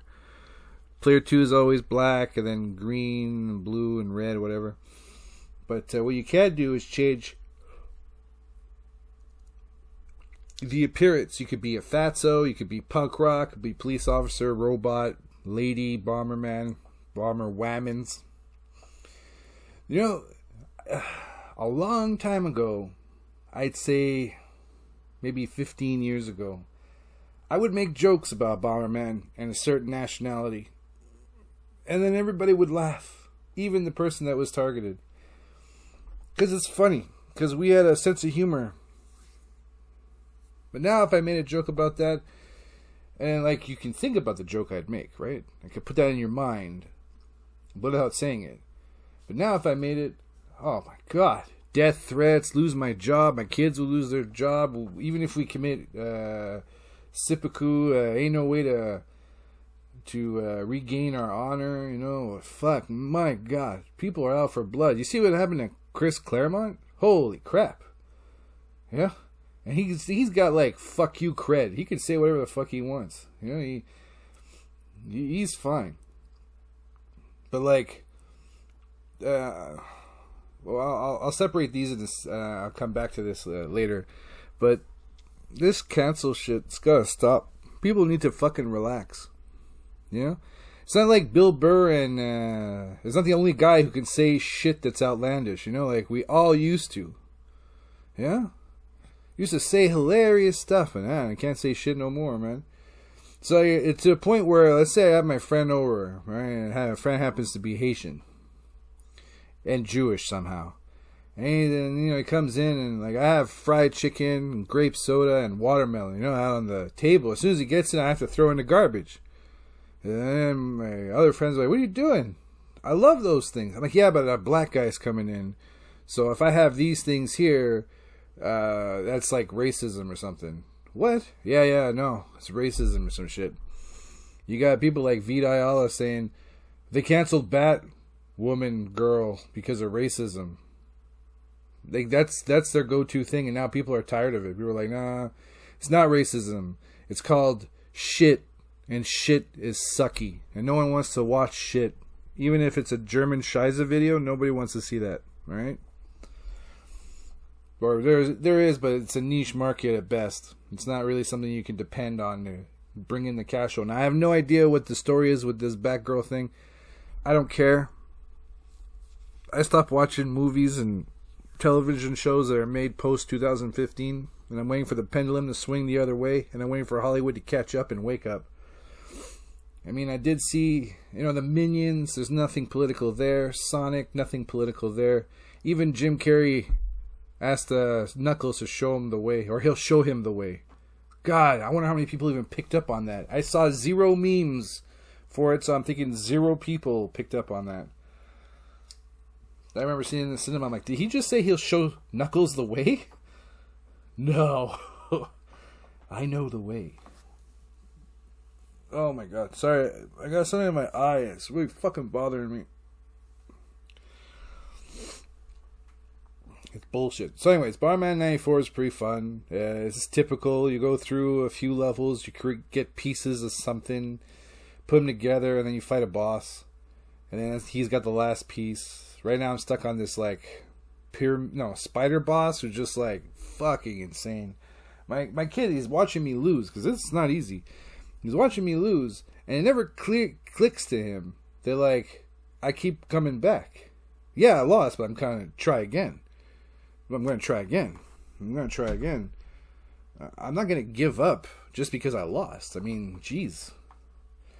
What would be the point of playing then? You know, if I gave up every time it got difficult, I'd only play Assassin's Creed. The game is fucking stupid easy. I platinumed that game, Assassin's Creed 2, and I'm like, holy shit, this game was so easy. I went to my brother, I'm like, why is this popular? I'm stabbing a guy, there's no holes in him. I'm swinging a sword around, but he's got all his arms and legs. The fuck is this? Well, I'm like, this was an $80 game, and you can't even dismember anybody? Fucking useless. Yakuza's great. I'm enjoying it. I haven't had a lot of time to play it. Right now, actually, what I've been spending most of my time doing is getting Retrobat up and running on my PC. Getting mostly the PS2 emulator to run smoothly. I got it going good yesterday with Shadow Hearts. And I'm not an emulator guy, but with the ridiculous prices that all these asshats and price charting and eBay are doing for games, it's hurting. Pretty soon, out of nowhere, Unlimited Saga on the PS2 is going to be worth like $300. And I was like, nobody fucking would pay $300 for... If you paid me $300, I wouldn't take this game. It's how awful it is. Every time, it's like a bad movie, or a movie, you know something bad's going to happen, and you like think the actor or somehow the character's going to just change his mind and not do it, but he does it, and you're like, what a fucking idiot. I'm like, yeah, but I already knew he was going to do that. That's what Unlimited Saga is like. You pop it in, you're like, all right, I'll give it a shot. Maybe the last time I played, I wasn't in the mood. Then you start playing it, and you're like, this is a beautiful game. Then you get into it, and you're like, oh, God, this game is awful. These life points and hit points and all this other shit and random fucking... whoever came up with this idea, I hope he got his nuts cut off. I hope they hooked his nipples up to a car battery. I hope the shit that they made his wife get a divorce and fuck a bigger, blacker dick or something, because holy shit. You know, like, god damn. And then lo and behold, I go and check it out, and it's a woman. You know, a woman came up with that. Well, that makes sense. It's not coherent. Gets nothing done. And it's in the guise of being organized. I just witness this every other day. You know, women are like, I'm super organized. I'm like, I fucking see that. Do you know where I put do I know where you put your stuff? It makes sense, right? Women. Oh, my God. You want to know why MGTOW is so fucking big, man? You guys have only yourselves to blame for that. But, no. Bomberman 4. Oh, yeah. Retrobat. Retrobat's kind of cool. It has a nice, good front-end user interface. I like it. It's somewhat coherent. I'm spending a lot of time on forums and checking shit out. Hotkeys didn't work for a while. Apparently, the hotkey button or the hotkey, it's like a combination. Hotkey plus something does something. And it doesn't work for all emulators. Like the PS2 one doesn't work. But everything else it does. But the PS2 is, you could... At this point, PS2 should not be part of the retro bat. It should just be something standalone, like you load it up. And it's got a cool design. It's got like a frame around it to, of the PlayStation 2 or the PS1 or the Dreamcast, whatever system you're playing. It's cute, does the trick, but getting ROMs seems to be getting more and more difficult. Try to get Tales of Destiny 2. Holy shit, that's starting to get hard. That's the whole reason I got this emulation shit going, is because I don't want to pay $300 for a fucking RPG that came out in 1995, Hey, what do you get in there? I mean, it's better than buying anything that's new, right? At least it's fucking complete. And you know damn well it's going to be a masterpiece when you play it. I mean, it's not ridiculously worth anything because it's shit. The exception of Ark the Lad, it's not been the case. I mean, Dot Hack Part 4 wasn't the greatest, but I mean, it finishes the story. It was quite annoying, actually. But no, yeah, Retrobat, I'm getting it going. I got it on my laptop upstairs for like, NES to, I guess, Sega Saturn, PS1. I'll see if Dreamcast runs on it smoothly. If it does, then hey, great. You can play some Power Stone, hook it up to the TV upstairs, HDMI output. It'd be kind of good. I could frame that shit up real nice and play it on my big TV upstairs. That's the whole idea. Because as great as the Retron 5 is, the Retron 5 is only good for those systems if I have the game. I mean, I know there's a way to ROM hack and shit like that, but I'm like, at this point, it's the same thing then. It's just an emulator. The Retron is supposed to be like a coherent way to play those 5 machines, which is great because I have also a lot of Game Boy Advance games I haven't played. But there's also, the way I see it is, like I mentioned before in What the H Bandai, these companies, they got all these games that everybody really, really, really wants, but no one's doing anything about it. They're not putting out compilations. They're not putting out nothing. They're not making proper HD remakes or HD upscaling or collections. Like, they're just sitting there. Finally, Panzer Dragoons come out on Steam. I'm like, yeah, good, but I mean, like, wake up, guys. There's a lot of money to be made in IPs that are like Capcom. How many games on the Dreamcast that are like top tier in terms of pricing are from Capcom? Most of them. Shit, if you have enough save files on your memory card for the Dreamcast, it says Capcom on it. You know, like Resident Evil, Code Veronica, Cannon Spike, Street Fighter 3 Second Impact, Street Fighter 3 Third Strike, Street Fighter Alpha 3, Project Justice, what's that one? Plasma Sword, Heavy Metal Geomatrix, there's another one with bots. You know, like, damn, how many of those games did I have? And Marvel vs. Capcom 2, Marvel vs. Capcom. These are the definitive editions until the one on the PS2 comes out. But even then, Dreamcast was far superior. You can hook up a Neo Geo Pocket Color to the Dreamcast and continue your points. Capcom vs. SNK. Then you got King of Fighters 98, 99, and the Japanese had 2000. You know, like, I mean, it wasn't Capcom, but it was still a fighting game. Still great games. The Dreamcast was fantastic for fighting games. And Shenmue. Oh my god. And I guess RPGs. Skies of Arcadia comes out on the GameCube. Fantastic. And it's just as expensive because like hardly anybody bought it. Well, yeah. You know, it still had dated graphics and stuff compared to what everything else that was coming out on the GameCube. Skies of Arcadia and Evolution Worlds. Yeah, I had both those games on the Dreamcast. Sword of the Berserk, that'd be another one. But I mean, that's the point. There's all these old ass games that are worth so much. Yeah, like a Dokapon Kingdom. If you've never played Dokapon Kingdom, I am so sorry, because the chances of you playing it at this point are slim to none.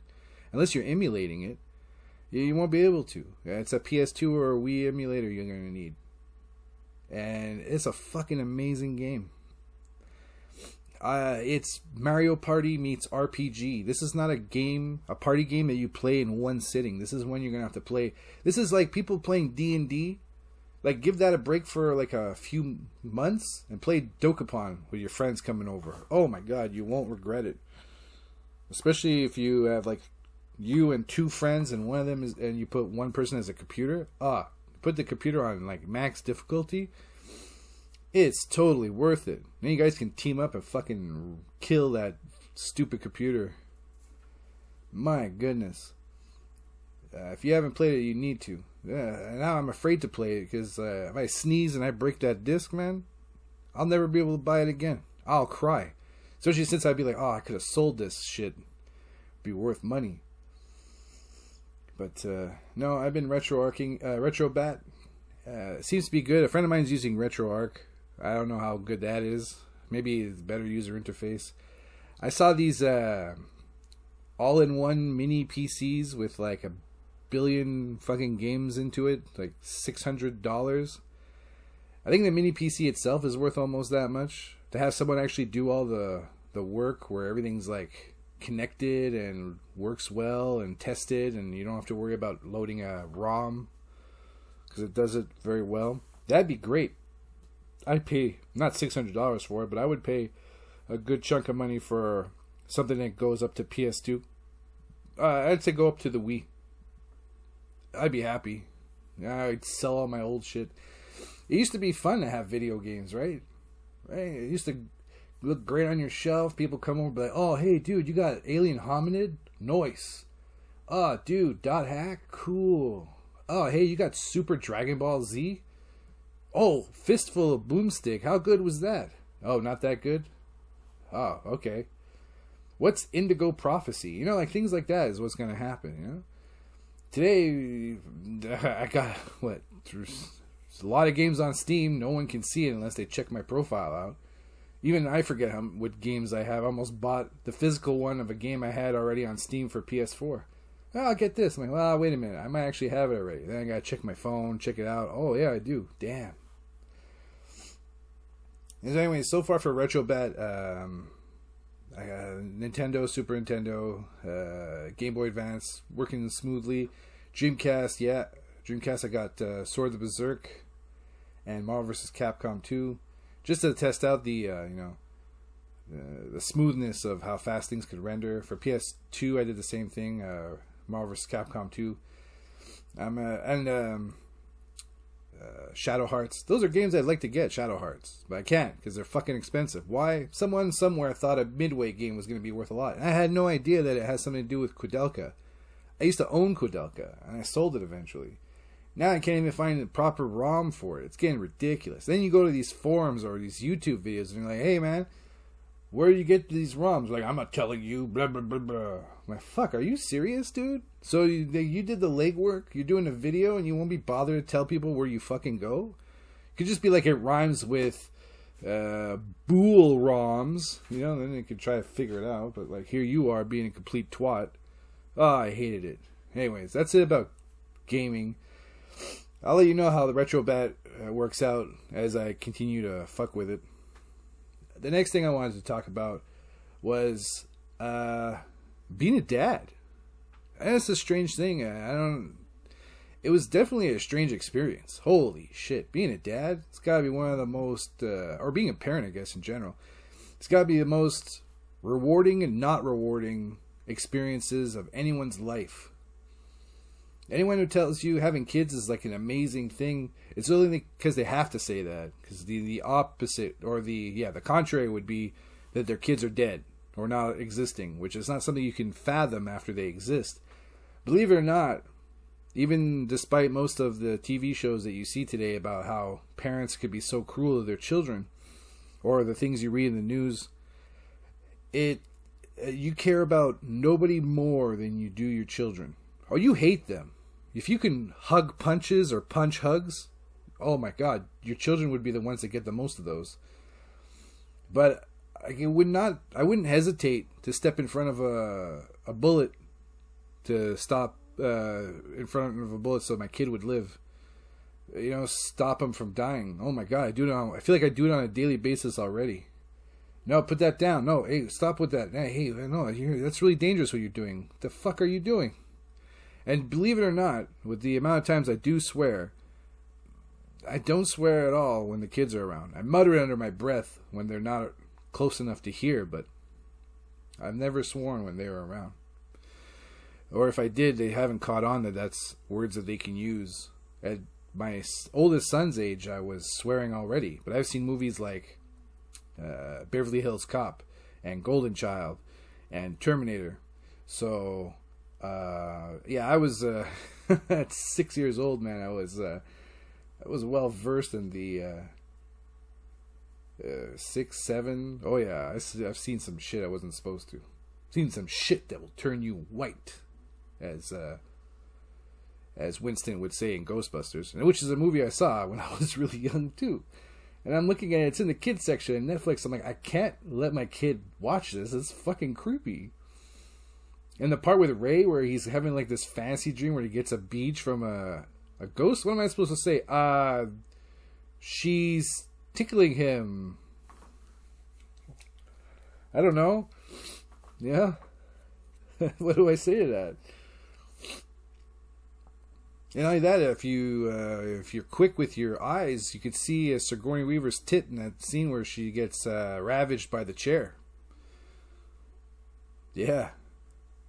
Anyways, it's got to be one of the weirdest sensations. The first, 2 years of the kid's life, they want nothing to do with you as a dad. I remember we set up a tent in the basement. I mean, every kid's different. Everything is different. Hey, if you read a dad's book, forget it. The dad's book should say, there's no book out there that'll help you. Here's tips for when they could or possibly be sick. That's it. Alright? There's no book out there that gives you the secret cheat codes to... Ain't no Brady's Guide to Children, okay? None. Every kid is different. People all... there's that general idea, but some of them sleep their nights. Some of them don't sleep their nights. Some of them wake up once. Some of them wake up twice. Some of them scream until they pass out. Some of them have so much energy that they just can't get to sleep. Some of them... It's too hot, it's too cold, it's too this, it's too that, or you need to be there, you have to hold a hand. Oh my god, I've heard horror stories. I know a woman whose daughter slept in her bed until she was 12. Oh shit, how do you have sex with your husband if your daughter's always there? And she's like, well, we gotta get creative. I'm like, wait a minute. Am I allowed to ask that in the workplace? I realized maybe I should not have. It continues. Right? But one thing I could say, outside of there's no book out there that'll help you, is that it's definitely rewarding. When your kid starts to look at you and like repeat some of the stuff you say. Like as always, and I'm like, oh, good, he's listening when he feels like fucking like it. Yesterday, my son, he's playing baseball. I noticed that he wasn't performing to the peak of his abilities. So I do my best to keep that in check. I don't want to be one of those parents that, hey, you could have done way better than that. But his running the bases was pitiful. I'm like, okay, this is where he'll excel. He'll fucking crush this, and that'll make up for all his, like, everything he's been doing that's not worked. And even that was horrid. I'm like, what the fuck is that? And I caught up with him because I was walking around with the dog while he did his baseball practice. I got close to him. I'm like, hey, man, something wrong with your shoes? And he's like, yeah, there's sand in it. I'm like, ah. I'm like, oh, you know what? That might have been playing because it was like kind of it rained a lot, so there was a lot of problems there with the sand and the becoming mud and shit. So it got in his glove and it got in his shoes and his socks. I'm like, okay, I get it now. Okay, well, we'll figure that out then. But my goodness. So I told him, like, look, you're like 2 seconds slower than you were last time. It's like, he's like in his head, 2 seconds, that's nothing. I'm like, are you kidding me? A fraction of a second is what runners are striving to cut off. You've put on 2 seconds. If a runner put on 2 seconds, he'd probably shoot his legs for being so useless. Holy shit, 2 seconds is a long time for a race. It's like, but it was just running the bases. I'm like, yes, but you guys are trying to be the first group that runs the bases faster. There's a group on home plate and a group on second base. So they have to run. They do all the bases, and when they get back to where they started, the next one goes.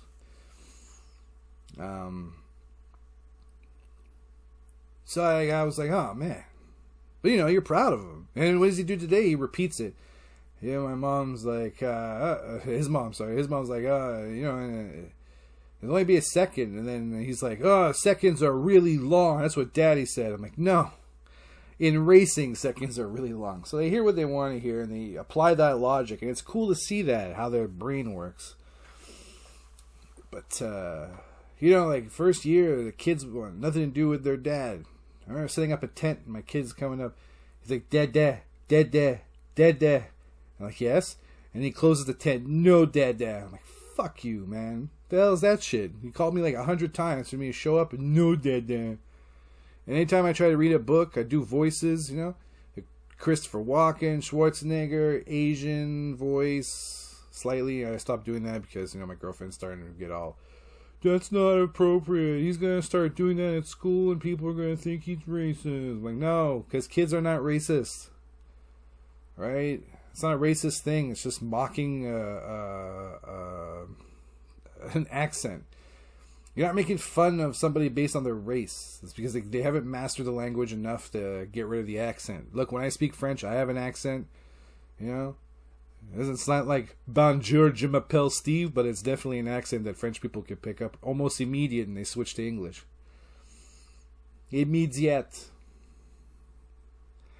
Anyways, it's trying, man. Putting kids to sleep. We have to come up with like a hold them sideways. And my kid has like this bio-gastrointestinal thing. It's not colic, but it's something close to it. And I had to hold him like football position, bounce him a little bit, we did bicycle his legs so he'd fart. Hold him sideways, bounce up and down.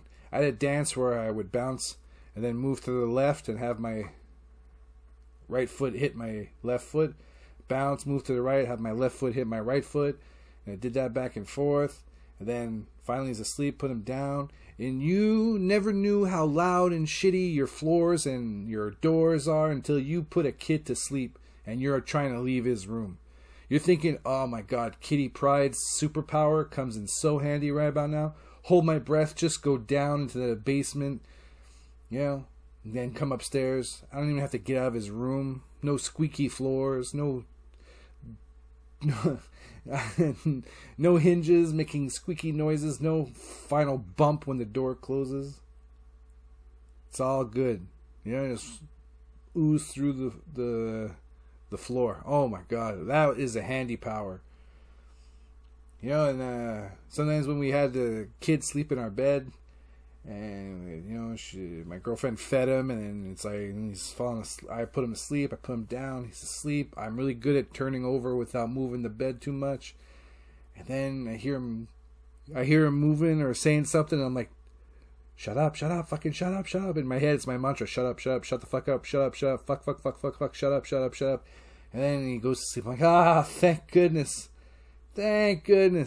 Oh, dodge that bullet. And as soon as you get comfortable enough, fuck you. And then my girlfriend's like, I don't want to do that again. I want to have another baby. I'm like, no, we just got out of it. The youngest one is 4. Why would we want another kid? Oh, man, go through all that. I'll do it. I'll take care of it. No, you won't. And if you do that, I have to take care of everything else. It's not even worth it. And we have a dog, it's not even a year old, the dog, you know? Shit. No thanks. Shoot me in the dick, please. Should go for that vasectomy and just get that over with. Yeah, sure, we'll try. It's not working, I don't get it. Maybe my sperm count's low from all the stress of work, yeah. Yeah? God damn. No, but it's definitely rewarding. But it's rewarding because, you know, for a lot of people who are like, I'm going to do a better job than my parents. And I'm definitely motivated. Already I've surpassed them. And I've only been doing it for 7 years. Yeah? Yeah, I play with my kids. Yeah, the toys. And I make up crazy stories. I even gave them some of my old toys. My kid's playing with Unicron. How many kids his age can say they play with Unicron? Not many. He knows what Yu-Gi-Oh is, and he can actually play a little bit. He can play Magic. He can play Pokemon cards. How many people at his school know any of that shit? Not many. He knows who Goku is. He's never seen a show, but he knows who Goku is. He knows Naruto. You know, I've read him some stuff from The Devil's a Part-Timer. We read comic books. He's got 50 issues of Sonic the Hedgehog from IDW. Not the greatest comic book, but I mean, the art's pretty good. It looks just like it's a cartoon show. Fucking amazing. Just that now they incorporate all these extra female characters, and you're like, oh, please don't do this. Please don't do this. This is supposed to be Sonic the Hedgehog. Please don't, IDW. I know you did this with Transformers and G.I. Joes, but please don't make Sonic weird. Don't do it. Don't. It's just animals, right? They're animals. Don't race swap Sonic, please. Although Sonic was voiced by Jaleel White for the longest time, who, if you're not familiar or know about it, he was Urkel. And if you don't know who that is, he's a black guy. He was very famous on Friday nights. He even had an Urkel dance. The actor himself, Jaleel, was trying real hard to break away from being Urkel. That in the show, he was able to show different sides of himself. And it still didn't work. The poor guy. But it lasted a long time. Family Matters was a great show. But no, man. Being a parent, like now I show them how to cook a little bit. Get them interested in that. Especially desserts. Oh, who doesn't like to make a dessert? Well, these kids, actually. They seem to hate most desserts. Outside my chocolate cake with peanut butter icing, they seem to hate those desserts. I was going to use that as the recipe for this time. But I think I'll skip a recipe and make one next time. I'm going to run out of... Because I have like very few, but really good recipes. And I really don't want to... burn that one out. I used to work as a sous chef, so... Yeah, I made good food, but most of it was sort of... Or the sauces were already prepared. I just had to cook the rest. Or slow cook or whatever. I didn't make the demi-glace. My chef made the demi-glace. I just had to empty that shit and clean the fucking container. Oh, hey. I hated doing that. What a piece of shit thing that was. Stupid demi-glace. Ugh. And then the second kid was born. He's like night and day. The first kid was all these problems, and the second one was so easy. But the first one, when he's sick, he's easier to deal with. When the second one's sick, oh my God, worse than his mom. My God, my girlfriend's sick for like a month. She gets a cold, forget it. Man, everything in the house goes worse. Nothing gets done because everything's just all over the place. Much like now. But that's because they spend all their time outside the house. No one's doing anything inside the house. Now, what's this? Oh.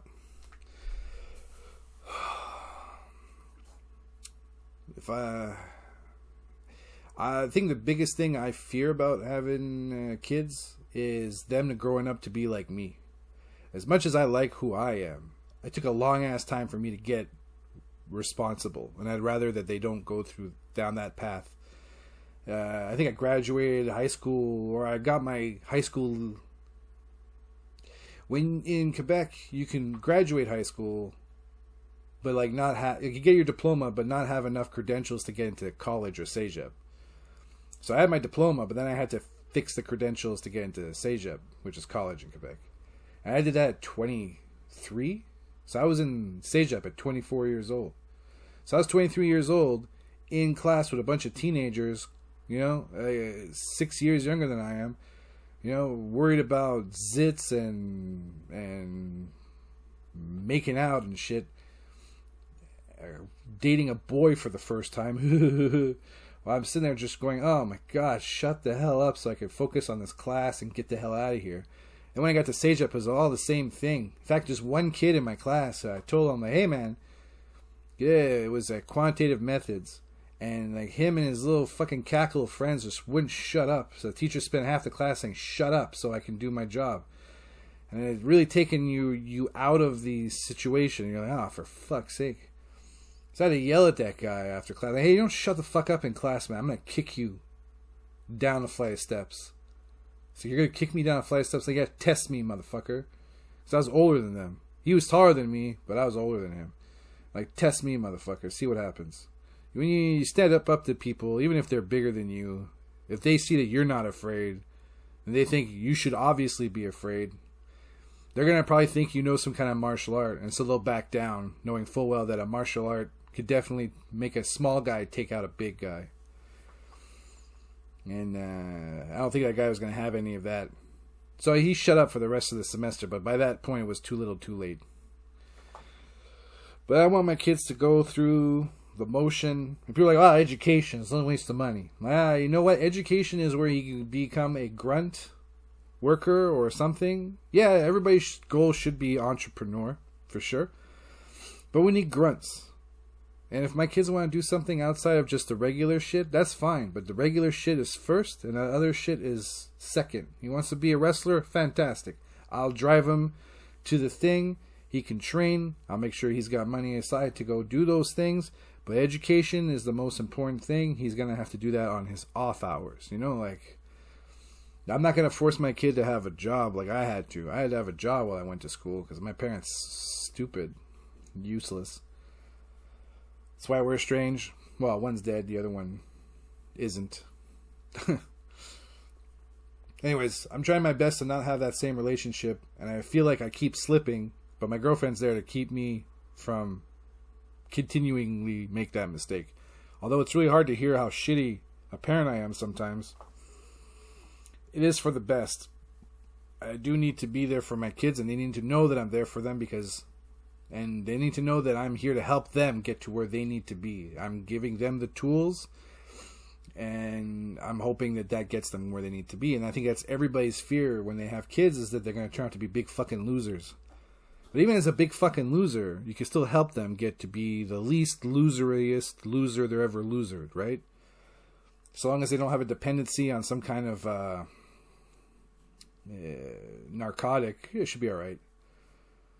Like, I've never done drugs, but I've seen my dad hack up a lung in middle sentences. You know, knowing it is to be yelled at by someone who has to stop every few minutes to cough because, it hurt. They've been smokers their entire lives. It's awful. Oh my god, do you hear that? It's the cat snoring. I like 3 cats, and one of them, she's got her face buried into herself, and you could hear the snoring. I mean, I'm just gonna nudge her awake so she can stop. That is a trick. So, yeah, no, man. And everybody's gonna have a different story about being a parent, but from my eyes, man, it's been something. And I'm gonna cut that out for a second and talk about something that is kind of shitty, but it's the way it is. Now,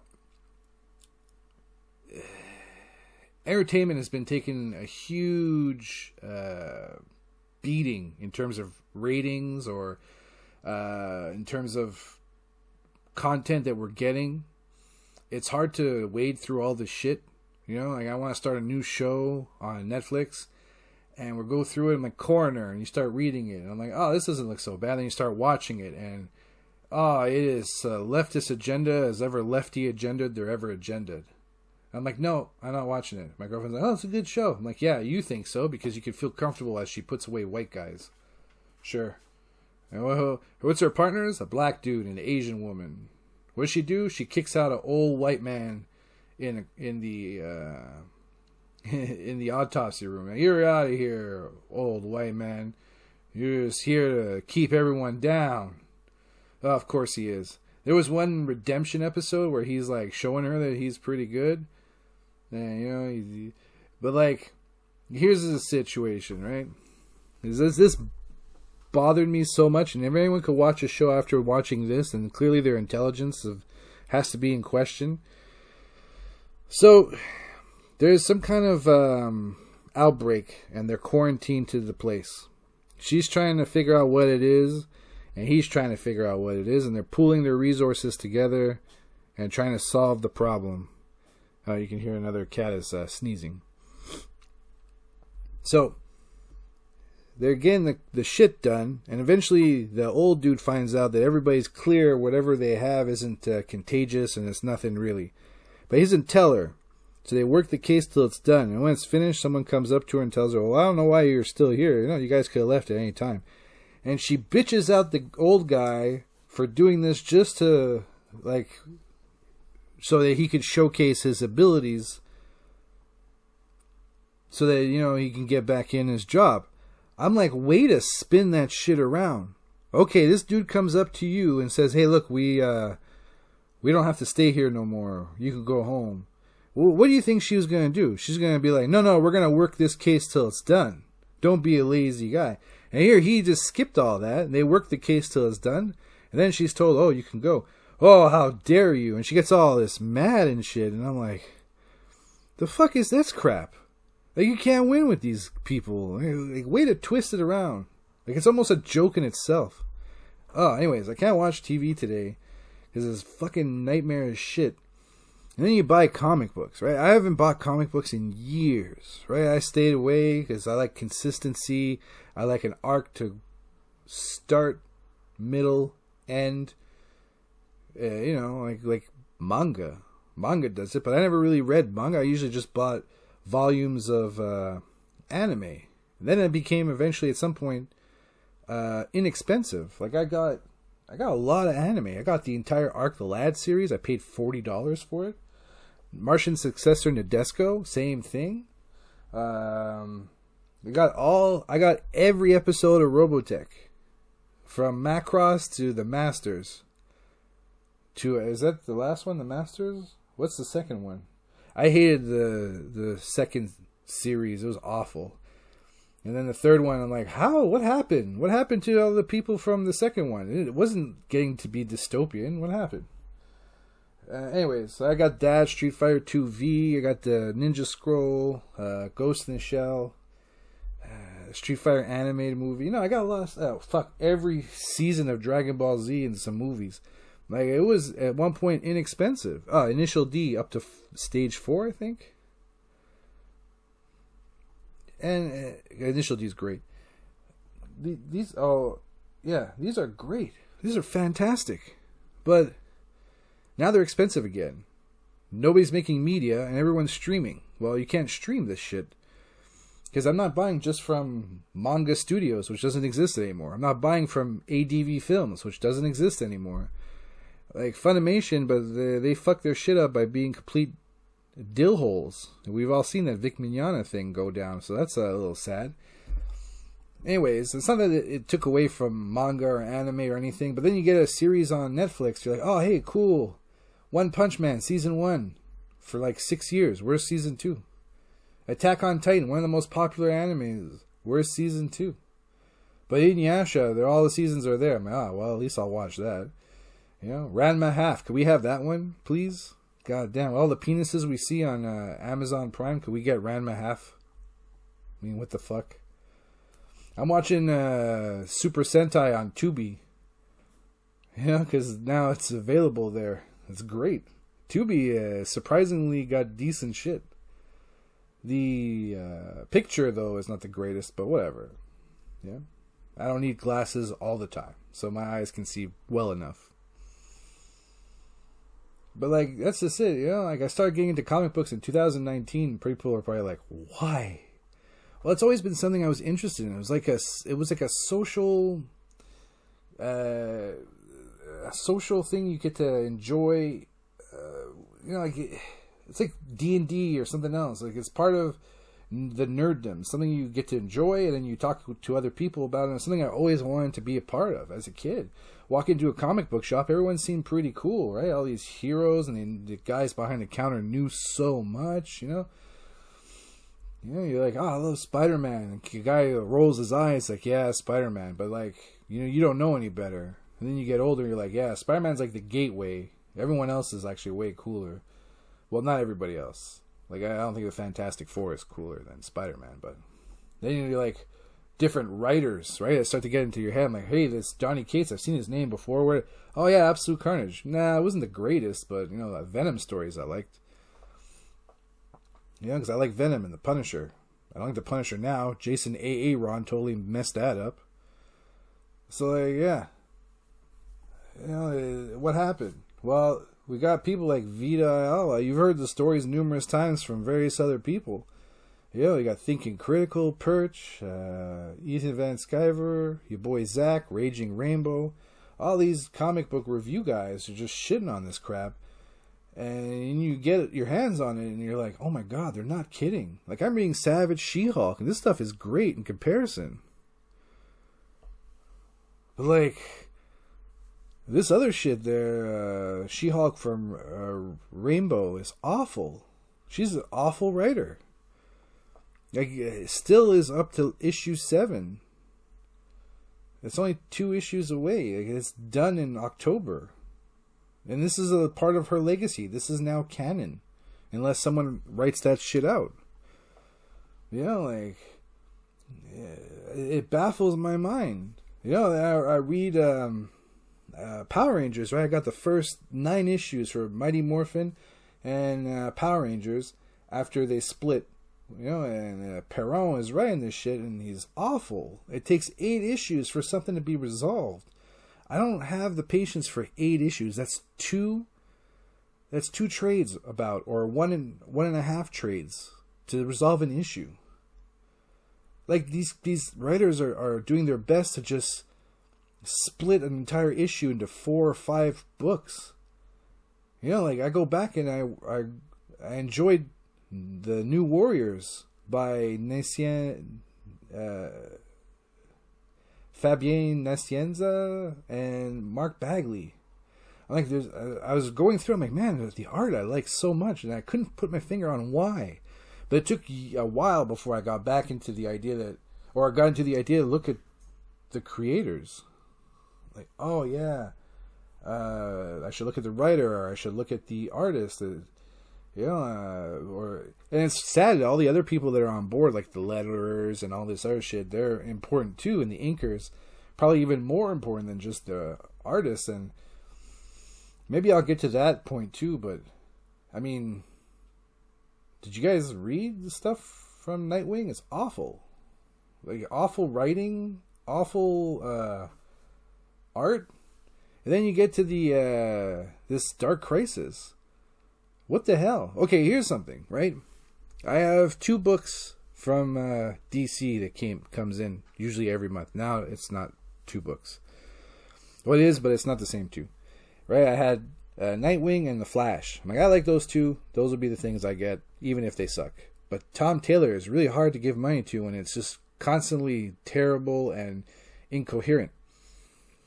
But in an issue of Nightwing, there's Wally West there to help out with the Teen Titans. Like, what are you talking about? Wally West is in Gem World right now trying not to die. When all these other wizards like John Constantine and a few other schlubs, they're getting beat up. You know? I'm like, well, wait a minute. How is he there when he was over there? Well, this happened maybe a few days later. I'm like, no. As soon as he got back, other shit hit the fan. What are you talking about? So that makes no sense. And apparently Dark Crisis is a whole bunch of shit like that where it doesn't make any sense. Nobody's talking. Consistency is way fucked up. It's like, oh my goodness. Come on, guys. Come on. Like, whatever happened in an organization is awful. And what happens the most? Every other person who's writing has got some kind of agenda to push. You know, I just saw a tweet from Vita. I couldn't see it physically. I can't see her account on my Twitter. Must be because I like Ethan Van Sciver, or I follow Van Sciver. But she writes something like she's responding to why Batgirl was canceled, and her response is racism. No, yeah, you know, lots of racism, right? Something along the lines of that. I might be writing it better than she does. But it's like, what a childish way to answer things. And like, does that even answer the question? Why was it canceled? And all these people, they lost their money. And people are saying that, like, all these people, like, lost a job whenever, because of, Simu Liu, who wrote how he was canceled, or his Shang-Chi Christmas special was canceled. And everyone took it, it was like a stab at Batgirl. Maybe it was a stab at Star Wars Christmas. Who knows? But they're like, well, those people lost their jobs. I'm like, no, they got paid. Everyone who worked on it got paid. They already put $70 million in that shit. They got paid. And they're just tax writing it off and not putting it out because it's not their best interest.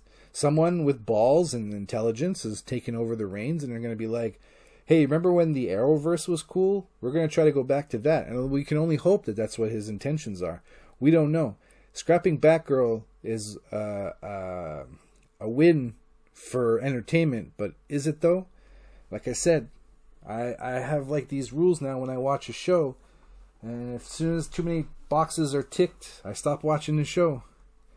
That's why it's easy to watch foreign shows, like what is it? Well, like Squid Games, right? I haven't watched it yet, but I mean, that's easy to watch, right? There ain't no politics there, or at least not the identity politics. Like, I'm not a Trump supporter. I voted conservative, yeah, but I'm Canadian, right? It's not the same thing. It's like we have a real shit stain in power right now, and we need anyone, to take over, except for even more left than him, which is, you know, the NDP. But that's not the point. Oh my god. I'd throw something heavier, but I'm afraid she'd jump up and do a backflip. The cat's nose. They could hear her snoring.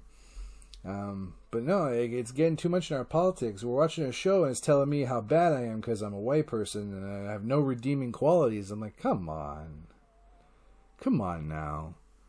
It's gotten ridiculous. I got stopped. Like, I'm watching Brooklyn Nine-Nine for like the 4th time. Because I love that show. But I'm going to stop at season 6. Once that's over, there's no point watching. Yeah, the wedding, yeah, it's cool. And, you know, the heists are always fun. But, you know, Rosa wins the last one. Even though it's really entertaining. But, like, now, I'm surprised they didn't do some spin-off where it's the Rosa show. Because it seems like she's the character or the main focus or the real character near the end, right? She wins that. She separates from being a cop. She's like, it's atrocious. That's a show that had to end because it was just getting worse. I'm sure Andy Samberg, like, you watch the first 2 seasons, you're like, oh shit, because it's pre-2015. So the jokes are still like, you know, tile your sex tape. You know, you say that at work now and someone will fucking slap you with a fucking sexual harassment thing so fast. He said title of my sex tape. Well, what did you say just before? I can't find it, and it's hard. Oh, that's kind of funny. Yeah, it is kind of funny. It's like better than that's what she said. Title of your sex tape. It's great. I don't dare use it. Not, at least not unless I'm with friends that I trust. Right? Even then, I'm in the car going to Sorel with another dad who needed an extra player on his team for baseball, and they asked him if my kid could play. It's in a higher league, so they're like, look, we just need him to fill in the numbers. We're not expecting anything from him. I'm like, all right. But he produced. He had a double. He got some runs there. They won their first game in an 8-game losing slump. Not that my kid is super amazing. I think he's just that an added player who can deliver even a little bit was all they needed. But, we're getting there and we talk, but like we're both not sure of how far we can take the conversation. And eventually I let slip out that I'm watching 9-9, but I skipped the last 2 seasons because of politics. And then that opened a whole door thing. This dude looked like a simp. He's got that beard, walks like he got a dildo in his ass, all sorts of shit. But like, no, man, he was pilled. Yeah, and I'm like, shit, great. And boy, we went at it. And the dude was from California. How the hell did you end up in Quebec from California? Well, at first I went to Calgary. You came to Quebec from Calgary? Jesus Christ. Don't you miss English menus? You ask for an English menu here, you're guaranteed that someone's going to spit in your food. Holy shit.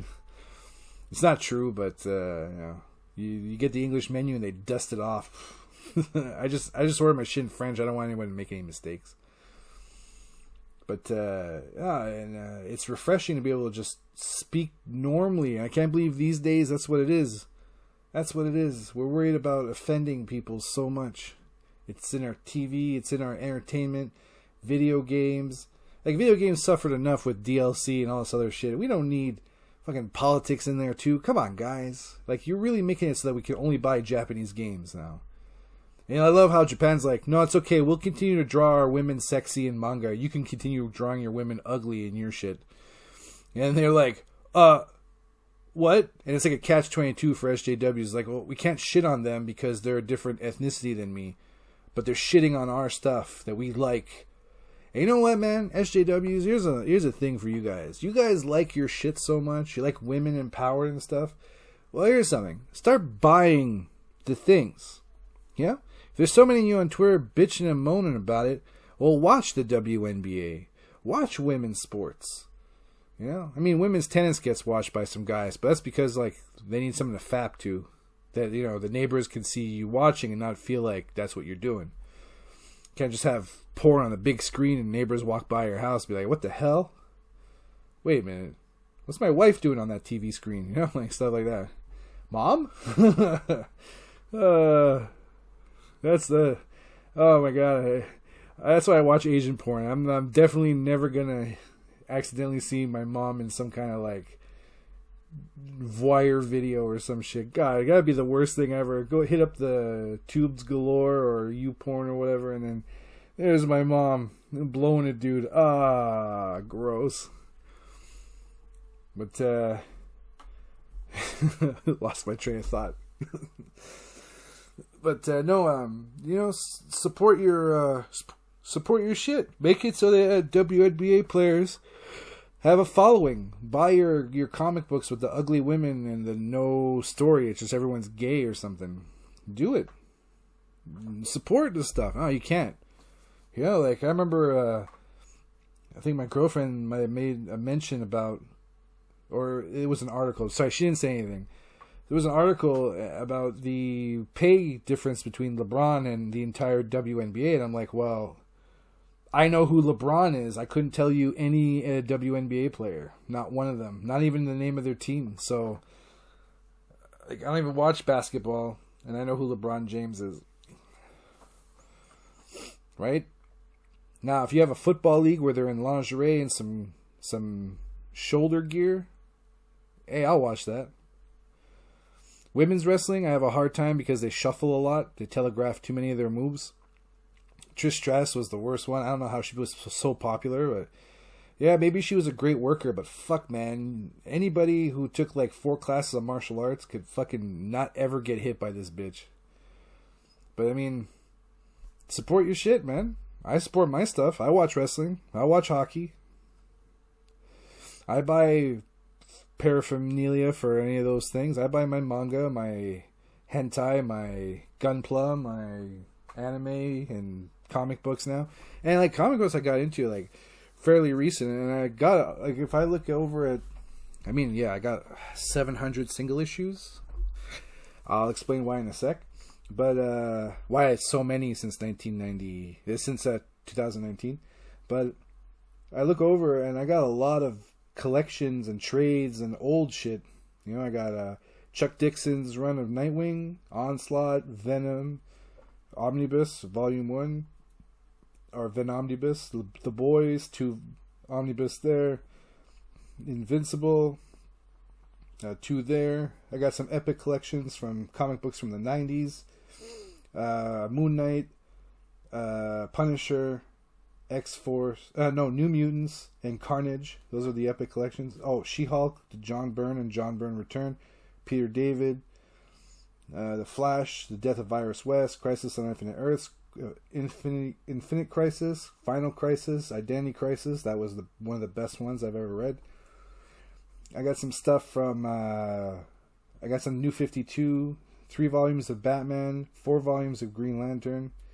Green Lantern's not my thing. The space stuff is just like, there's always these ex machinas that they just come up with ways to, we just need to galactically rub our rings together and the positron charge will defeat Fentarax. Okay.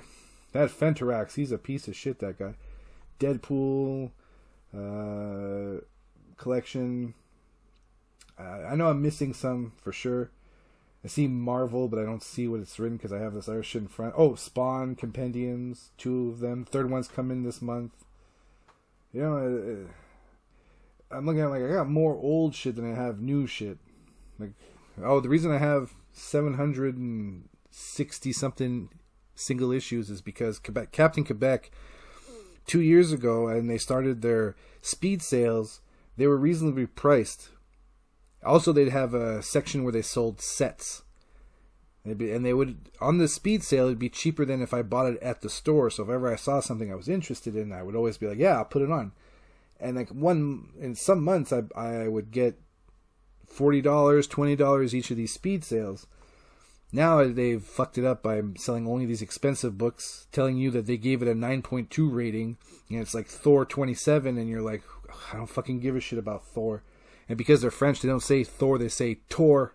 So this is a Tor 27, and it got an 8.2, and you know, so it's like $50. So fucking blow me $50 for a single issue. Unless there's a place to put my penis in it, I don't want it. But before that, they had sets, and one of the sets was New Warriors, the first 30 issues for $28. But it wasn't $28 the first time. It was $70. But then they brought it down and put it back, and it was $40.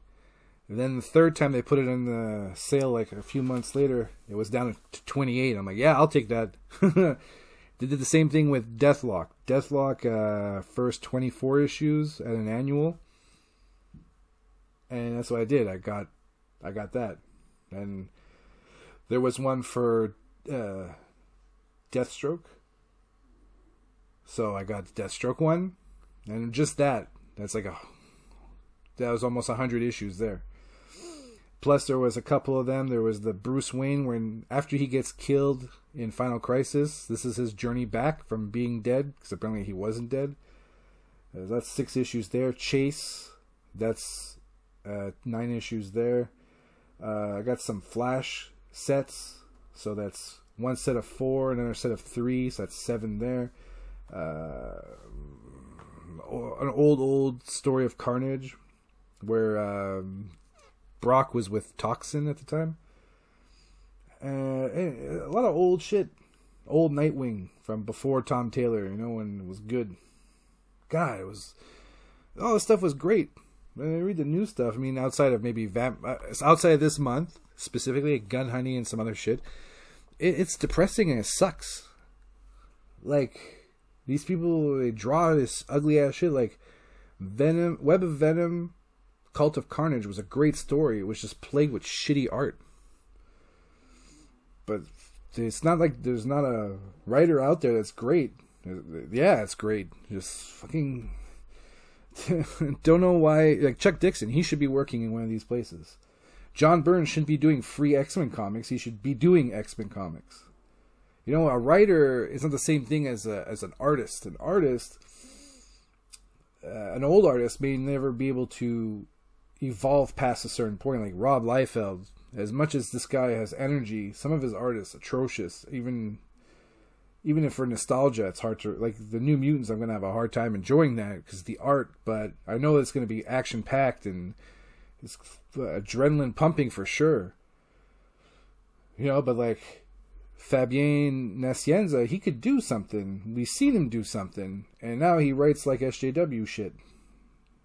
Or he's afraid to go outside of that. Garth Ennis, anytime he touches the Punisher, it's gold. Why isn't he doing more stuff like that? Like, I don't understand. Like, this dude's TV show, The Boys, which makes fun of both the left and the right, is golden. Why isn't there more shit like that? I don't know. All I know is, like, our entertainment is suffering, and I'm patiently waiting for the pendulum to swing the other way. And I'm not getting Dark Crisis because I hate Joshua Williamson. I think he's good. I just think the way they pitched it made me not want to read it. They were killing the Justice League just so that they could bring him back in the next Crisis. I'll get the next Crisis, maybe. We'll see we'll see what the story is supposed to be overall. And yeah, Dark Crisis has Nightwing fighting Deathstroke, almost getting beat up, but then he's having issues with Blockbuster and other things in his own issues. So I'm like, what's really happening? Or is it different worlds? Or I don't know. Anyways, I think that's enough there. We've covered quite a bit. And it's going to suck because I don't have to really down the video, because apparently if it's anything more than 4 gigs, it has a hard time sharing it to YouTube. So peace off, bitches. Until next time.